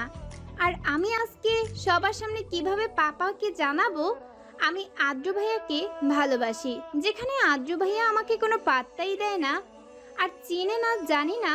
হুট করে বললেই হলো নাকি? আমাকে আগে অন্তত বলবে তো এই কথা। আমি সবার সামনে ক্লোজ আপ স্মাইল দিয়ে আস্তে আস্তে পাপাকে বললাম, কি বলছো তুমি? তোমার মাথা ঠিক আছে? পাপা হেসে বলল, রোদ, এইটাই তোমার গিফট আমাদের পক্ষ থেকে। আমাদের পছন্দই তো তোমার পছন্দ। আমি বললাম, everything has a limit. What is this? Papa আমাকে কিছুই বলল না। আমার চোখের পানি যেন বাধাই মানছে না। এক নিমিষেই যেন জীবনটা উল্টো পাল্টে হয়ে গেল। আমি কি করব এখন? ফ্যামিলির প্রেস্টিজের কথা চিন্তা করে রিয়্যাক্টও করতে পারছি না। আম্মু এদিকে না আর থাকলেই বা আমি সবার সামনে কিভাবে বলতাম? পুরো পৃথিবীর কাছে আমার নিজেকে সবচেয়ে অসহায় মনে হলো। চুপচাপ বসে রইলাম। Let's welcome our main guest, যার সাথে রোদের এঙ্গেজমেন্ট আজকে। সবাই হাততালি দিচ্ছে। আমি অধীর আগ্রহ নিয়ে বসে আছি দেখার জন্য কে আমার কপাল পুড়তে এসেছে। এক কালো প্রাইভেট কার প্রবেশ করলো, দেখেই বোঝা যাচ্ছে দামি কোনো ব্র্যান্ডের। কার ডোর ওপেন করে এক তরুণ ভিতরের দিকে বেরিয়ে আসলো। সাদা শার্ট, কালো ব্লেজার, কালো প্যান্ট, কালো শু জুতো, হাতে চেইন দিয়ে ওয়াচ যেটা চকচক করছে। কিন্তু আমি সারপ্রাইজড। আদ্রু ভাইয়া, আপনি? তো কাকে আশা করছিলি পিচ্ছি? অন্য কারোর আসার কথা ছিল নাকি? আমাকে রেখে অন্য কাউকে বিয়ে করে নিবি? সাহস তো কম না তোর। আদ্রু ভাইয়া বলল। আমি ওনাকে জড়িয়ে ধরলাম। চোখের পানি যেন বাধাই মানছে না। সেই পুরনো কথার ধরন, সেই মারাত্মক সুন্দর হাসি, মানে সব সেই আগের মতোই যেন আছে। আদ্রু ভাইয়া আমার মাথায় হাত বুলিয়ে বলল, ছাড় এবার, সবাই দেখছে তো। তোর কান্না না হয় আমি আজ সারা রাত একা বসে বসে দেখবো, এখন কথা বলতে দে। আমি তৎক্ষণাৎ ছেড়ে দিলাম। নিজেকে বিশ্বসেরা নির্লজ্জ মনে হলো। আদ্রু ভাইয়া ফুপি ও আঙ্কেলকে গিয়ে জড়িয়ে ধরলো। ফুপি কান্না করতেই আছে। কত বছর পর ছেলেকে নিজের কাছে পেল একজন মা। আদ্রু ভাইয়ার চোখও লাল হয়ে গিয়েছে। মনে হচ্ছে এই এখনই যেন সকল বাঁধ ভেঙে চোখের পানি গড়িয়ে পড়বে। বেঁচে থাকুক মা ছেলের ভালোবাসা সারা জীবন। তারপর আদ্রু ভাইয়া পাপার সাথে কুশল বিনিময় করে আমার আম্মুকে গিয়ে জড়িয়ে ধরে বলল, বড় আম্মু, আই মিস ইউ এ লট। আম্মুকেও কান্না করছে। চারিদিকের পরিবেশ যেন মুহূর্তেই পাল্টে গেল। ঠিক এই সময় অয়ন ভাইয়া মাইক্রোফোন হাতে নিয়ে বলল, আদ্র, স্টপ ইট ইয়ার। এটা কোনো মরা বাড়ি না। কোথায় হই হল্লোড় করবো তা বাদ দিয়ে ইমোশনাল পরিবেশ ক্রিয়েট করে ফেলেছিস। আদ্রু ভাইয়ার চোখ মুছে সামনে এলো। পাপা আদ্রু ভাইয়ার সাথে আমার এঙ্গেজমেন্ট ঘোষণা করলো সবার সামনে। আদ্রু ভাইয়া আর আমি মুখোমুখি দাঁড়িয়ে আছি। আদ্রু ভাইয়ার পাশেই অয়ন ভাইয়া। ওনার হাতে আমাকে আদ্রু ভাইয়ার যে রিংটা পরাবে ওইটা। আমার পাশে অনিয়াপু দাঁড়ানো, ওনার হাতে আমি আদ্রু ভাইয়াকে যে রিংটা পরাবো ওইটা। আদ্রু ভাইয়া অয়ন ভাইয়ার কাছ থেকে রিংটা নিয়ে আমার সামনে হাঁটু গেড়ে বসে বলল, রোদ, এবার আমি তোকে সবার সামনে সামাজিক মর্যাদা দিয়ে নিজের করে নিতে চাই। Let's spend the rest of our lives together. Will you marry me, রোদ পাখি? আমি হাত বাড়ালাম। আদ্রু ভাইয়া অনামিকা আঙুলে রিংটা পরাতে গিয়ে দেখলো অলরেডি রিং আছে, যেটা আদ্রু ভাইয়া বাহিরে যাওয়ার আগে পরিয়েছিল। আমি ওই রিংটা খুলে ফেলতে নিলাম। আদ্রু ভাইয়া বাধা দিলেন, বলল, ওইটা থাকুক, ওইটা খুলবি না। তারপর আমার তর্জনী আঙুলে আংটি পরিয়ে দিল। ওই সময়ের ফিলিংসটা আমি প্রবেশ করতে পারছি না। তারপর কেক কাটিং টাইম। আসলে কার জীবনে কখন কিভাবে কি হয় বলা যায় না। মানুষ ভাবে একটা, হয় একটা, এটাই জীবন। তারপর বড়রা সবাই চলে গেল। সব কাজিনরা এবার আদ্রু ভাইয়াকে ধরেছে গান গাওয়ার জন্য। সবার রিকোয়েস্টে এই আদ্রু ভাইয়া একটা গান গাইলো। ওনার গানের গলা নাকি মারাত্মক, বাট আমি জানিই না এটা। আদ্রু ভাইয়া অয়ন ভাইয়ের কাছ থেকে গিটার নিয়ে বসে গান শুরু করলো। I love you and me dancing in the moonlight. Nobody can see. It's just you and me tonight. I love you and me dancing in the moonlight. Nobody can see. It's just you and me tonight. Look at you. Now look at me. How you ever gonna find someone like this? Look at you. Now look at me. How you ever gonna find someone like this? You are the reason my heart skips, drops. Just a little touch. My world stops finally. I know that you are mine. I don't wanna fall, don't wanna play this game of love. Oh, there's nowhere to hide. I really like it. Nothing in the world can make me feel the way you do. The things you do, I really like it. Nothing in the world can make me feel the way you do. The things you do. I love you and me dancing in the moonlight. Nobody can see. It's just you and me tonight. I love you and me dancing in the moonlight. Nobody can see.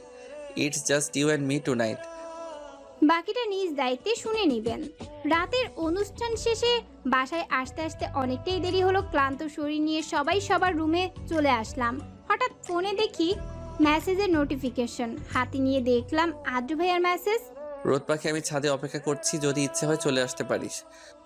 আমি হেসে reply দিলাম, my dear doctor future husband, আমি উড়ে উড়ে চলে আসছি, just wait. আসলে আমরা হয়তো বয়সে বড় হয়েছি, কিন্তু সম্পর্কটা ঠিক সেই আগের জায়গায় রয়েছে, সেই বাচ্চামো, সেই খুনসুটি। আসলে সম্পর্ক কখনো বয়স মানে না।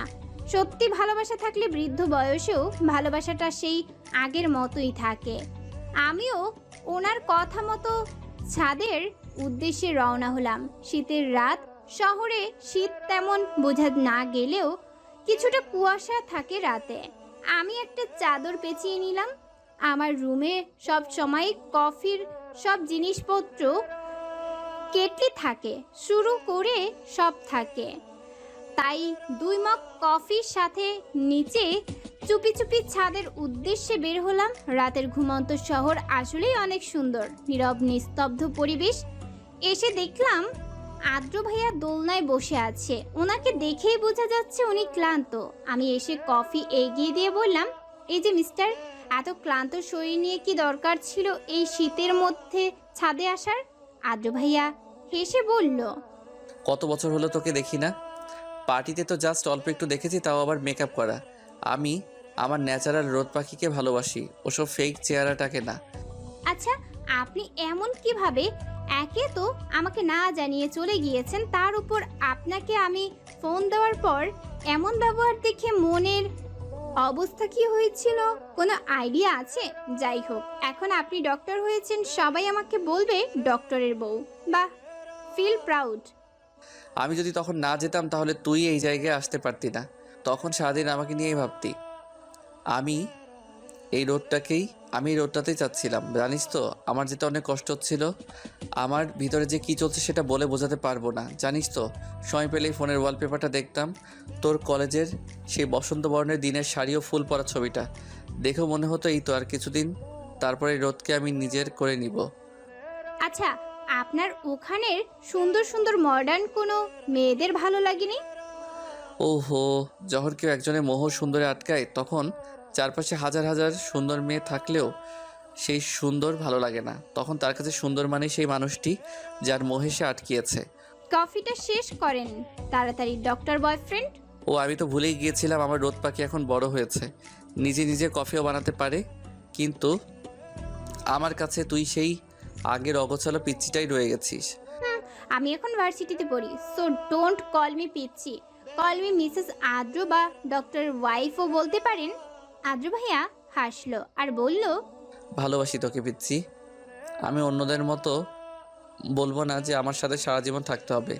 যদি আমার সাথে অভিমান করিস আমি সেটা ভাঙাতে পারবো, কিন্তু যদি আমার উপর বিরক্ত চলে আসে আমি সেটা ঠিক করতে কখনোই পারবো না। আর বিরক্ত থেকে জন্ম হয় অবহেলার, আর তোর থেকে আমি অবহেলা কখনোই নিতে পারবো না। যদি কখনো মনে হয় আমার সাথে তুই হ্যাপি না, তাহলে নিঃসন্দেহে আমাকে ছেড়ে যেতে পারিস, বাট যদি থেকে যেতে চাস আমি সারা জীবন রেখে দিতে পারি। আমি হেসে বললাম, আমি সারা জীবন আদ্রের রোদ হয়ে বাঁচতে চাই। আমার পৃথিবী তো আপনাকে ঘিরেই। আমার শত তোকে ঘিরেই, আমার অপ্রাপ্তির মধ্যে প্রাপ্তি তুই। আমার ভালো লাগা ভালোবাসা তোকে কেন্দ্র করেই। মানুষের চাওয়া পাওয়ার শেষ নেই, কিন্তু আমার সমাপ্তিতেই তুই।